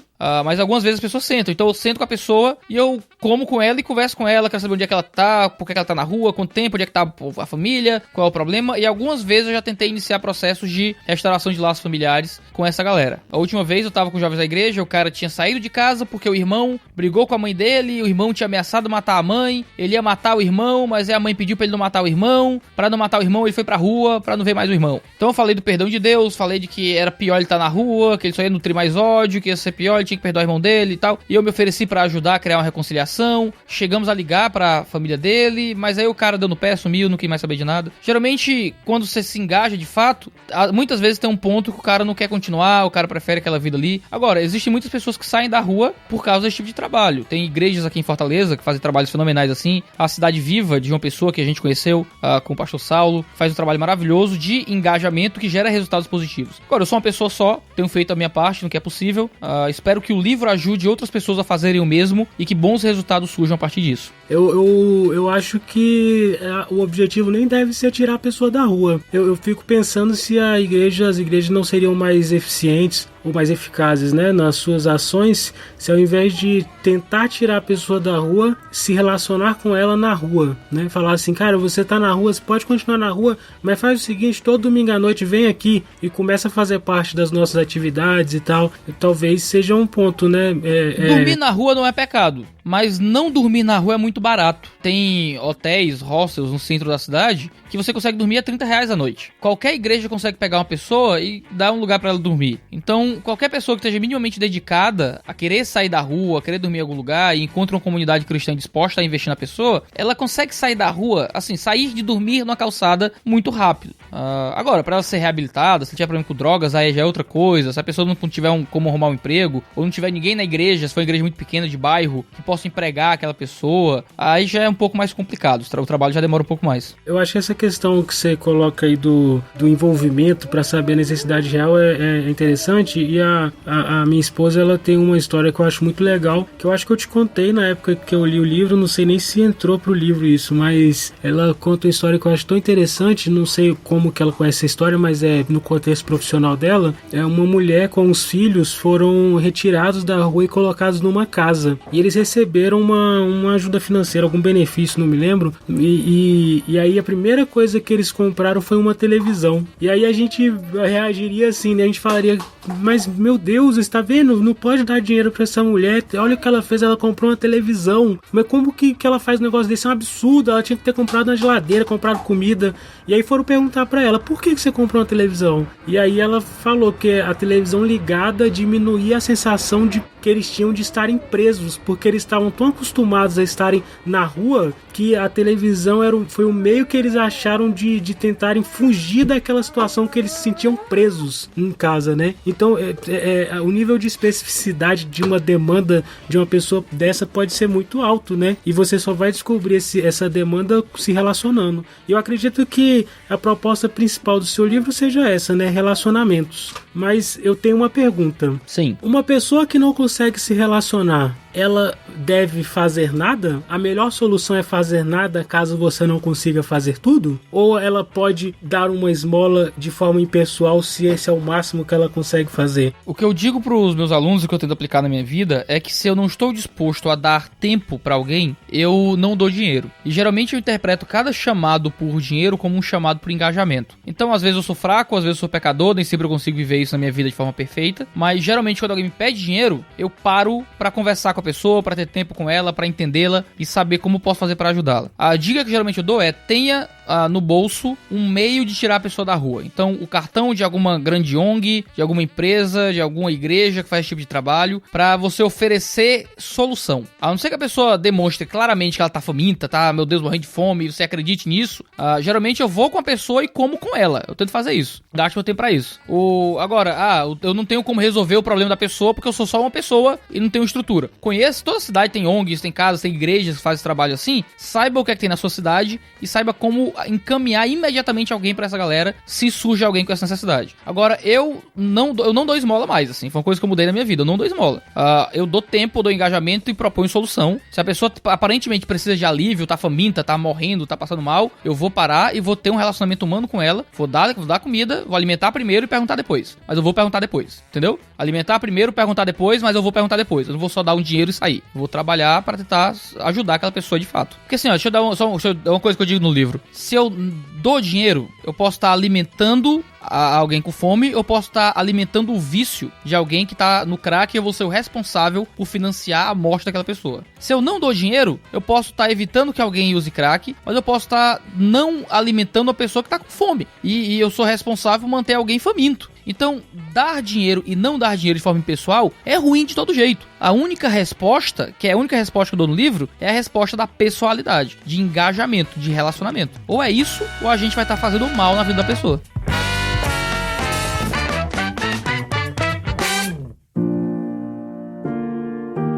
Íngreme e perigosa, a estrada entre Jerusalém e Jericó era como atravessar um beco escuro de madrugada em alguma favela de alguma cidade moderna. Mesmo assim, Jesus conta a história de alguém que assume o dano pessoal de ajudar um homem caído nessa estrada. Ela é conhecida como a parábola do bom samaritano. Havia alguém precisando de cuidados emergenciais que foi desprezado por homens que não desejaram se envolver com o desvalido, até que um habitante da cidade de Samaria apareceu.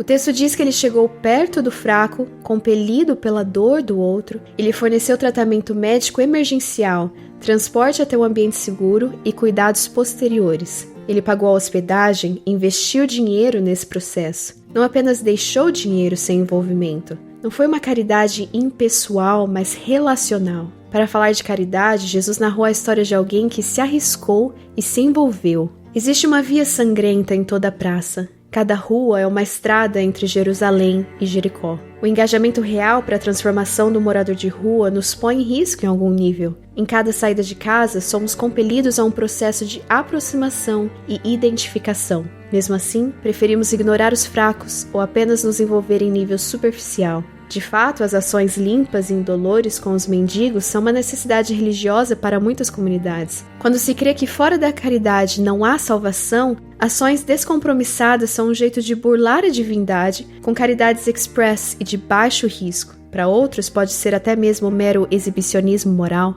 No entanto, essa caridade irrestrita e impessoal não representa aquilo que a tradição cristã ensina sobre o cuidado com os perdidos. Há uma clara necessidade de engajamento pessoal e até dano próprio no cuidado dos pobres. O primeiro verso do Salmo 41 fala que é bem-aventurado o homem que dá atenção ao pobre. A tradição judaica não se contentava com alguma assistência social descompromissada, mas com a reestruturação do indivíduo. Quando você dispensa alguém que lhe pede dinheiro, pode ter deixado alguém um dia mais sem crack ou um dia mais sem comida. Quando dá dinheiro, pode ter alimentado ou embebedado uma criança. Não devemos dar esmola. Devemos oferecer engajamento, identificação e aproximação restauradora. A pessoa que o atormenta por alguns trocados deveria atormentá-lo muito mais. Deveria levá-lo ao envolvimento. Há um processo de abdicação pessoal que é importante no processo de cuidado com o desabrigado. O profeta Isaías diz que devemos beneficiar os famintos e satisfazer o anseio dos aflitos com renúncia própria.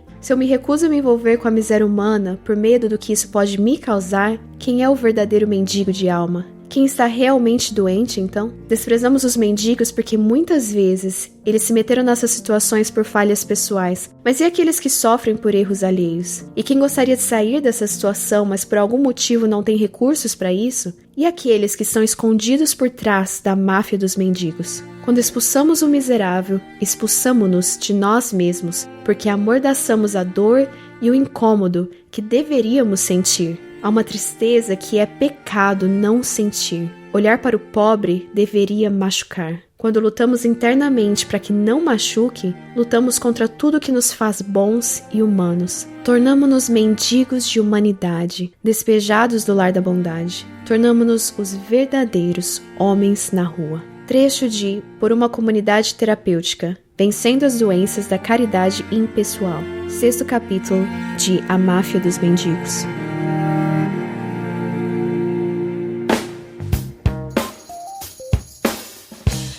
Antes de entrar pro final, que eu quero fazer umas perguntas falando de economia, um autor que eu acho que as pessoas naturalmente querem saber o que você pensa, porque é um autor relevante, é um autor que escreve sobre o assunto, é respeitado e é um consenso no meio evangélico até para quem não é reformado, muito aceito, né? Até para quem não é reformado. E eu gosto muito dele e eu advogo as ideias dele. É o Tim Keller, especificamente os livros Ministério de Misericórdia e Justiça Generosa. O que você pensa a respeito do Tim Keller e no que o seu livro dialoga com as ideias dele? No fim do livro, eu cito muito o Ministério de Misericórdia, que é um trabalho assim fenomenal do Keller, que é um livro-texto obrigatório para qualquer pessoa que quer trabalhar com gente em necessidade. O Tim Keller é um dos melhores autores para tratar sobre esse tipo de relação, e eu acho o trabalho dele muito bom. Cito o Ministério de Misericórdia e algumas ideias que eu desenvolvo no livro é muito concordantes com as ideias dele, sobre engajamento, sobre pessoas que você quer ajudar mais e a pessoa não quer ser ajudada. A minha tese é fundamentalmente a tese do Timothy Keller, é muito parecida do Ministério de Misericórdia. Eu não uso Justiça Generosa porque eu não gosto muito do Justiça Generosa. O Ministério de Misericórdia é mais prático, então ele é menos teórico, ele é menos teológico, ele é menos ideológico. O Justiça Generosa eu já acho ele um pouquinho mais ideológico. As posições políticas do Keller e econômicas do Keller já começam a aparecer um pouco mais. Mas ainda assim é um bom livro, eu não discordo não. Por mais que acusem muito o Keller de ser de esquerda, se isso é a esquerda teológica americana, tá excelente. Tá muito bom. Amém. Gosto muito. Então eu dialogo muito com o Keller, gosto muito do Keller. O Ministério de Misericórdia eu uso muito no meu livro. Eu acho que as propostas dele são propostas que a gente precisa aplicar. E eu fico muito feliz de trazer Timothy Keller para um grande público não religioso através do meu livro. E você disse que prefere que a pessoa não dê, mas teve uma pergunta que a pessoa fez agora aqui no Twitter e eu acho que é uma boa pergunta. Ela fala assim, ó: a doação de esmolas é ensinada no Novo Testamento por Cristo, bem como na patrística. O cuidado com o pobre é algo que perpassa toda a Escritura. Esta compreensão é um erro de interpretação ou uma realidade contextual que hoje não se aplica? Se for isso, por quê? Os pais da igreja erraram? Ele está defendendo que a Bíblia diz que tem que dar esmola. esmola, né? E Sim. aí você tá dizendo que o melhor é o engajamento, não dê esmola se não puder se engajar. E aí? O engajamento é uma coisa fundamental. Eu não lembro de Jesus falando de dar esmola. Sinceramente, que eu tô passando aqui mentalmente. Você lembra de algum versículo sobre isso, João? Ou eu tô ficando doido? Eu também não lembro, não. Eu tô confiando na pessoa aqui, cara. Dá esmola, essa palavra esmola, dê esmola, não é? Eu não lembro de nada disso no Novo, em nenhum lugar do Novo Testamento, sobre mandar dar esmolas. Existe muito, tanto no Antigo como no Novo Testamento, sobre cuidado com o necessitado, ajudar o pobre. Talvez seja uma confusão, importante esclarecer, né? A pessoa leu lá que tem que cuidar do pobre e ela internalizou que tem que dar esmola, né? Pois é, mas não é o fato. E, de novo, eu nem tô dizendo que eu sou contra dar esmola. Eu tô dizendo que eu acho que é pecado só dar esmola. Porque o cara que ele tá numa situação de rua, na miséria, pedindo a tua ajuda, a necessidade dele é muito maior do que a de um dinheiro. Se você só dá esmola, é muito confortável pra você. Você tem que fazer muito mais do que isso. Você tem que se engajar na vida da pessoa. E vai custar alguma coisa pra você. Isaías diz que quando a gente olha pro pobre e com sacrifício pessoal a gente o ajuda, aí sim Deus nos abençoa. Se não existe nenhum sacrifício pra cuidar do pobre, cara, não dá certo. O bom samaritano, ele não simplesmente deu um dinheiro pro cara caído. Ele pegou o cara caído, ele correu o risco daquilo ser um ato, uma emboscada, e ele pegou o cara que tava lá, levou pra uma hospedagem, mandou cuidar de tudo, pagou a hospedagem, disse que ia voltar depois pra se algum gasto extra fosse necessário. O que é que o bom samaritano fez? Ele deu uma esmola? Não. Ele se engajou na vida do miserável e do necessitado. Ele não simplesmente foi lá e transferiu alguma renda. Eu acho que é justamente isso que a gente precisa, é de sermos mais bons samaritanos. Você acha que isso seria uma diferença entre generosidade e caridade? Sim, eu acho que a gente tem que ser mais generoso. Eu acho que essa é a diferença entre caridade no sentido popular, no sentido que a coisa se tornou, pra ser cristão de verdade, sabe? Pra ser generoso, pra ser engajado. Eu acho que essa é a diferença, de fato, entre caridade e amor, não é? Não no sentido das traduções arcaicas da escritura ou da teologia católica, mas no sentido da linguagem corrente hoje. A caridade é muito fácil. Caridade é dar um dinheiro pra quem precisa, é ir visitar um abrigo de idosos e nunca mais voltar e deixar um dinheirinho. Caridade é fácil. O amor não. O amor custa muito caro. E o amor cobra de nós, o amor ao mais fraco, ao necessitado, e até aquele que tá tentando ganhar o nosso dinheiro sem necessidade de ter o nosso dinheiro, até ele precisa ser amado e servido de acordo com a sua necessidade real. Isso é amor de fato. A caridade tem aumentado a miséria quando é uma caridade que não ama, quando ela é só alguma transferência direta de renda, mas nenhum engajamento de vida. Quem são as pessoas nas ruas que devem ser amadas? Quais são os grupos que você identificou? Que devem ser amados, eu diria que todos, né? Que devem ser amados, todo mundo que tá na rua tem que ser ajudado de alguma forma. Agora, existem grupos de especial vulnerabilidade na rua, né? São pelo menos 7 grupos, eu falo deles no capítulo 5 do meu livro. Eu diria que o primeiro grupo são as crianças. As crianças são grupos na rua que estão em extrema vulnerabilidade, precisam de cuidado imediato e de ajuda, elas não estão ali porque querem. Mulheres também na rua vivem situações terríveis, principalmente porque são fisicamente mais frágeis, então, e também porque elas são itens de consumo sexual. Eu vi várias vezes e fiquei muito triste que eu não tinha como me engajar pra ajudar. Momentos que eu tenho algum nível de convicção que as mulheres estavam sendo arrastadas para serem consumidas sexualmente contra a própria vontade, na rua, mulheres mendigas mesmo, moradores de rua, e os homens puxando elas à força pra algum lugar, e eu presumo, né, pelo que eu vi, que seria alguma coabitação forçada sexualmente falando. Idosos na rua estão em vulnerabilidade de forma especial, por mais que muitos deles consigam alguma pensão do INSS ainda, alguma aposentadoria, muitas das pensões ou tem muitos descontos, ou a família é quem tem acesso a isso, mas eles estão fisicamente mais vulneráveis. Pessoas doentes na rua, tem muito deficiente na rua, gente que falta pedaço do corpo, que nunca vão conseguir entrar normalmente no mercado de trabalho. Viciados, drogados, pessoas que são adictas, são pessoas que precisam de um trabalho, assim, muito difícil, porque a vontade delas já foi destruída, então o exercício de vontade moral não vai ser suficiente para elas conseguirem sair das drogas. Pessoas que são filhas da burocracia, gente que queria conseguir trabalhar, que tem força de vontade para trabalhar, tem vontade de trabalhar, mas que por algum motivo, seja ausência de formação, alguma inabilidade social, falta de oportunidade mesmo, que não surgiu, falta de alguém que ajude, eles não conseguem um emprego e acabam na rua por isso, mas gostariam de ter um emprego se alguém oferecesse. Catadores de lixo são um grupo muito interessante, porque eles são mais próximos que você tem na rua de pessoas que são profissionais do trabalho mesmo. O cara podia ganhar mais dinheiro cuidando de carro do que vendendo lixo, mas o cara ainda tem um senso de propósito, de conquista, ele ainda tem um senso de trabalho mesmo assim, sabe? O catador de lixo é um cara que ele tá muito próximo da vida comum. Alguns deles conseguem até alugar casas com o tempo pra juntar suas coisas e tal.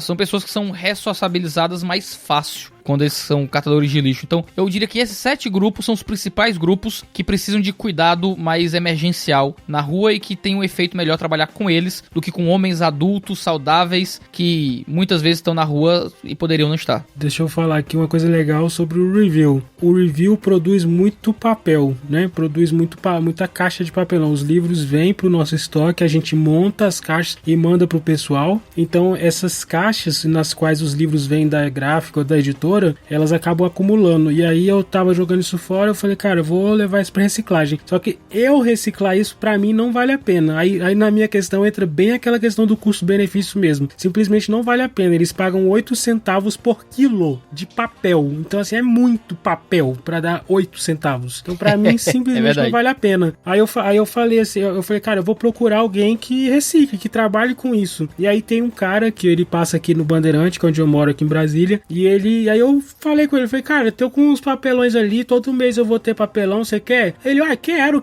E o cara é gente fina demais, gente. Aí ele já me chama de Joãozinho. Ele, Joãozinho, eu peguei o telefone dele, hoje ele veio aqui em casa, eu tava com um monte de papelão na garagem, aí eu falei, cara, eu tô há 2 meses procurando, que eu acabei desencontrando dele. Aí ele falou, não, Joãozinho, achei que você tinha me abandonado, cara, e tal, e aí eu fui perguntar a história dele, o cara cata papel desde os 8 anos de idade, ele tem a minha idade, tem 32, cata desde os 8, ele falou que a família de catadores, o pai, o tio, todo mundo, e ele falou assim, é todo mundo estudado, mas ninguém quer fazer outra coisa. Ele falou, João, não me peça pra trabalhar pra ninguém, porque eu não aguento. Eu achei tão legal aquilo, eu falei, cara, que interessante. Aí ele falou assim, João, você trabalha com livro, né, cara? Eu falei, cara, eu trabalho com livro, a gente manda livro pro Brasil todo e tal. Ele falou, cara, você não tem os livros aí não pra me dar, pra eu ler? Eu gosto de ler, eu gosto de ler tudo. Eu pego um monte de livro aqui nos lixos e tal, e saio lendo. E eu tava com uma caixa cheia de livro que eu ia trocar no sebo, né? Eu ia pegar como crédito no sebo. Aí eu peguei, eu falei, vou dar. Eu dei pra ele essa caixa aí. Tem umas coisas lá que, sei lá, uns livros aqui que eu não queria mais, mas tem uns livros lá que eu espero que ele leia mesmo. Um deles é o Cristianismo Puro e Simples. Aquela edição da Martins Fontes, que agora eu tenho da Thomas Nelson. Aí agora eu vou ficar orando pra ele ler o livro e vir conversar comigo. Fala, João, eu li isso aqui, me ajuda. Eu falei, vou falar de Jesus pro cara agora. Então aqui, ó, saibam o pessoal do Review aí, ó, que você contribui com a reciclagem e o Alex é muito grato todo mês. Bom demais. Enfim, feito esse parênteses, eu vou pra última pergunta. Manda boa. Então assim, ela é a pergunta que eu queria fazer e deixei por último. Eita. Tem uma pessoa lá no Rio de Janeiro que eu acho que tem um talento e vai despontar aí como liderança política no futuro próximo, que ela perguntou se você usa cosmovisão cristã ou a ideologia liberal Mises para escrever o livro. Mas não é essa a pergunta, calma, não responda. A minha pergunta é a seguinte, e aí você pode responder essa pergunta também, né? Mas eu quero saber o seguinte, você até falou isso agora na nossa conversa, que você nunca vai ser imparcial, você sempre vai ser carregado, né? Nós somos seres carregados de significado, somos seres morais, nós sempre vamos escolher um lado, né? A imparcialidade é um grande desafio no direito, inclusive, enfim. E nós somos muito produto daquilo que consumimos, daquilo que lemos, somos influenciados. E um grande erro que as correntes teológicas no Brasil e na América Latina cometem é de mudar a lente. Talvez por um nível de influência muito grande, eles começam a usar o que deveria ser objeto de estudo como lente para estudar a Bíblia, ou estudar temas teológicos. E isso torna o erro deles muito grave. E aí faz com que a escatologia deles seja política, seja totalmente imanente, né? Enfim, você, na sua cosmovisão, na sua percepção de mundo, você acha que corre o risco de ter a sua visão, a sua interpretação da Bíblia, a sua interpretação acerca dos valores bíblicos cristãos, acerca dos conceitos teológicos, sendo influenciados mais do que deveriam por sua linha econômica, por sua linha de economia, de visão econômica? Qual o limite? Quando você terá passado o limite de não mais interpretar teorias econômicas à luz da Bíblia, mas interpretar a Bíblia à luz das teorias econômicas que você acredita, à luz do individualismo, à luz do livre mercado? Em que ponto que isso vai afetar uma correta interpretação das escrituras, se já não afeta? Como você lida com isso? Você tem esse tipo de crise ou você é extremamente confiante e acha que tá tudo bem? Existe pelo menos 2 formas como como percepções políticas e econômicas podem influenciar a leitura bíblica, de forma metodológica e de forma acidental. De forma metodológica, você tem pelo menos duas grandes correntes que fazem isso, que é a teologia da libertação e a teologia da missão integral. Ambas usam as chamadas mediações socioanalíticas, né? Eles creem em 3 tipos de mediações. No famoso livro Teologia do Político e suas mediações, é isso que você aprende lá. Existe uma mediação socioanalítica, existe uma mediação hermenêutica e existe uma mediação prática. A mediação hermenêutica é a leitura da escritura, é a interpretação bíblica. Mas antes da mediação hermenêutica, você tem a mediação socioanalítica, que é o quê? São as ciências sociais, são as percepções sobre a sociedade, economia, política. Tudo isso é levado para a leitura bíblica. Então você lê a Bíblia com as lentes da luta de classes, por exemplo, como diz o Ariovaldo Ramos. Você lê a escritura a partir das lentes da ciência do social. Isso é teologia da libertação, isso é missão integral, isso é loucura. Ao invés de você ler a economia política através da escritura, você lê a escritura através da economia e da política. Não é a metodologia que eu uso. Eu não acredito que eu devo usar qualquer percepção política como um instrumental para interpretar a escritura. Eu creio no contrário. Eu vou interpretar a política, vou interpretar a economia, tentando fazer uma teologia disso. Agora, existe uma segunda forma. E a segunda forma todos nós estamos sujeitos, que é a forma acidental. Acidentalmente, qualquer um de nós está sujeito a torcer o texto bíblico às suas próprias preconcepções. Sejam preconcepções políticas, sejam econômicas, sejam psicológicas, sejam educacionais, sejam relacionais, sejam biológicas, sejam teológicas até. Você pode torcer a teologia por causa de preconcepções teológicas. Você tem uma visão teológica, eu sou pedobatista, ou sou credobatista, sou aliancista, sou dispensacionalista. E quando o texto disser algo ao contrário do que eu acredito, eu tento torcer o texto para ele se encaixar do que eu acredito.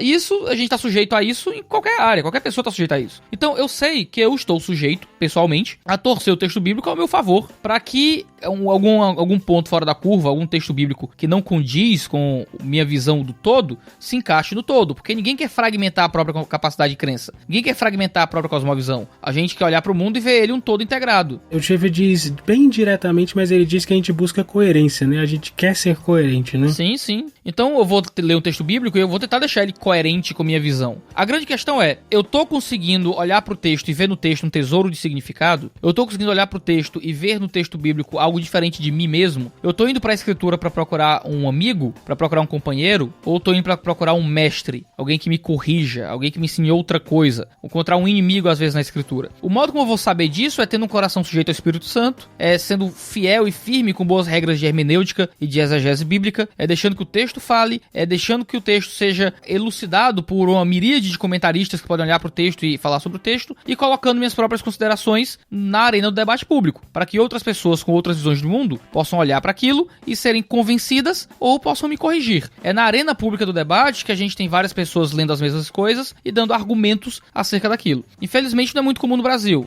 Se eu escrevo um artigo tentando defender algum aspecto do livre mercado a partir do texto bíblico, vão dizer que eu estou sendo ideológico. Mas como? Eu posso estar simplesmente sendo bem teológico, e a teologia está do lado dessa perspectiva econômica. Você tem que discutir teologia para resolver a teologia, não é? Infelizmente isso não é muito comum. Eu estou muito disposto a estar no debate público e a aprender a partir do que as outras pessoas vão ver do que eu escrevo, para que elas possam ser uma luz para me corrigir caso eu cometa erros e imprecisões baseados em preconcepções em qualquer área que seja. Ok, muito bom. Estar disposto ao debate é salutar, né? É só o debate que nos salva. O Rafael Pijama, do Movimento Mosaico, ele fala uma coisa muito interessante sobre o isolamento, né? Ele não fala exatamente nesses termos, mas ele defende que o isolamento é a causa de muitas distorções, né? Quando o cara se isola, ele deixa de receber críticas de amigos, de pessoas em quem ele confia, ele começa ninguém freia mais as ideias loucas que ele passa a ter, né? Todos nós estamos propensos a ter ideias malucas, então as redes de relacionamento são importantes para nos segurar, então se isolar nunca é a solução, mas também receber crítica de internet de forma acrítica também não é a solução, né? Então, tem uma pergunta que eu deixei pra trás, mas ela não pode faltar de jeito nenhum, porque eu discordo demais de você. E eu quero deixar isso aqui registrado e eu quero te dar a chance de se defender. Vai. Você diz, e você disse isso no tweet e as pessoas tiraram print e eu falei, você não me ajuda, Iago, me ajuda a te ajudar. Como você me diz que quase todas as teses e dissertações no Brasil concordam que não existe fome nas ruas? Ué, porque é verdade. Demonstre, explique-se. Explico. Assim, é impossível provar que uma maioria diz alguma coisa. Como é que eu vou ter que mostrar pra você, abrir todos os livros com você e... Não dá. O que se questiona hoje é sobre... Tu até falou isso comigo recentemente, né? Sobre segurança nutricional, né? questão é, as pessoas na rua têm segurança nutricional? Segurança alimentar e nutricional. Pois é, isso é o que é questionado hoje em dia, porque ninguém está morrendo de fome na rua. Você encontra mendigo morrendo de frio. Você nunca vai encontrar uma notícia na TV de mendigo morrendo de fome. Isso absolutamente não existe. Pelo menos não em grandes cidades. Não é morrer de fome como eu tô com fome entre o jantar e... Ninguém está morrendo de fome. As pessoas, eles podem sentir fome, podem ter apetite, como as pessoas têm. Porque não é difícil conseguir comida na rua. Não é difícil conseguir dinheiro pra comer na rua. Você vai em qualquer lugar do centro da cidade, você come quanto quiser por 10 reais aqui em Fortaleza. E quanto tempo alguém demora pra conseguir 10 reais pra comer? Né? Pedindo esmola ou tentando ir atrás de recursos. As pessoas dão comida.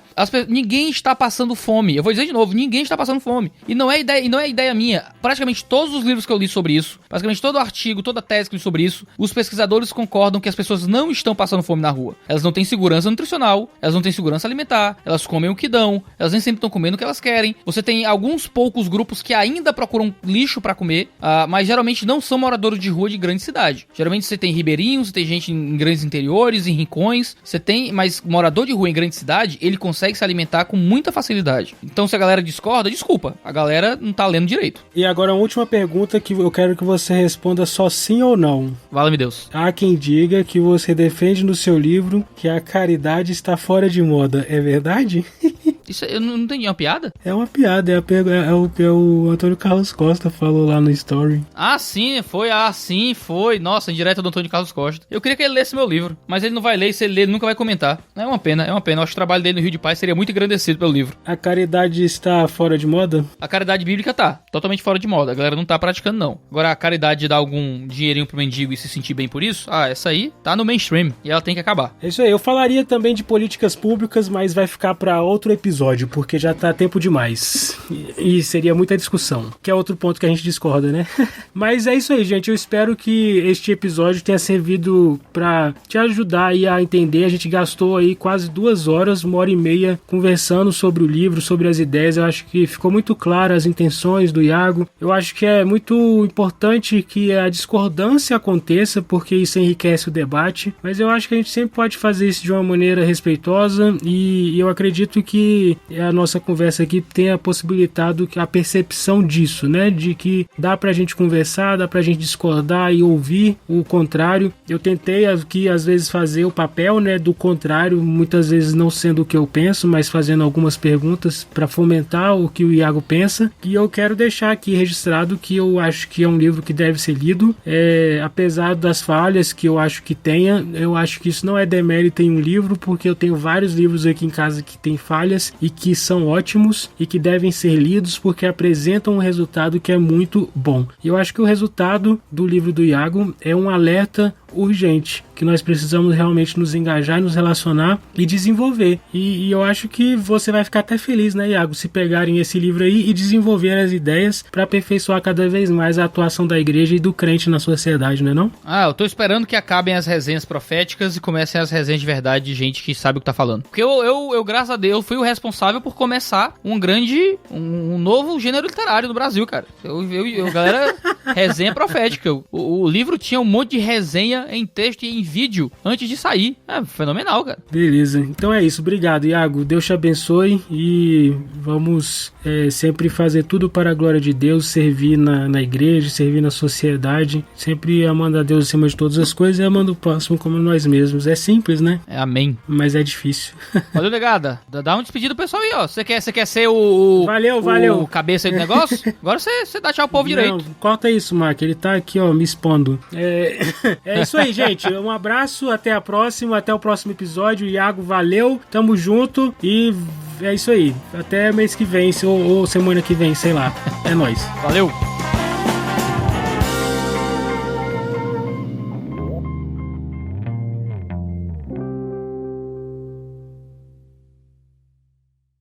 Este podcast foi editado por Mac Bibotalk Produções.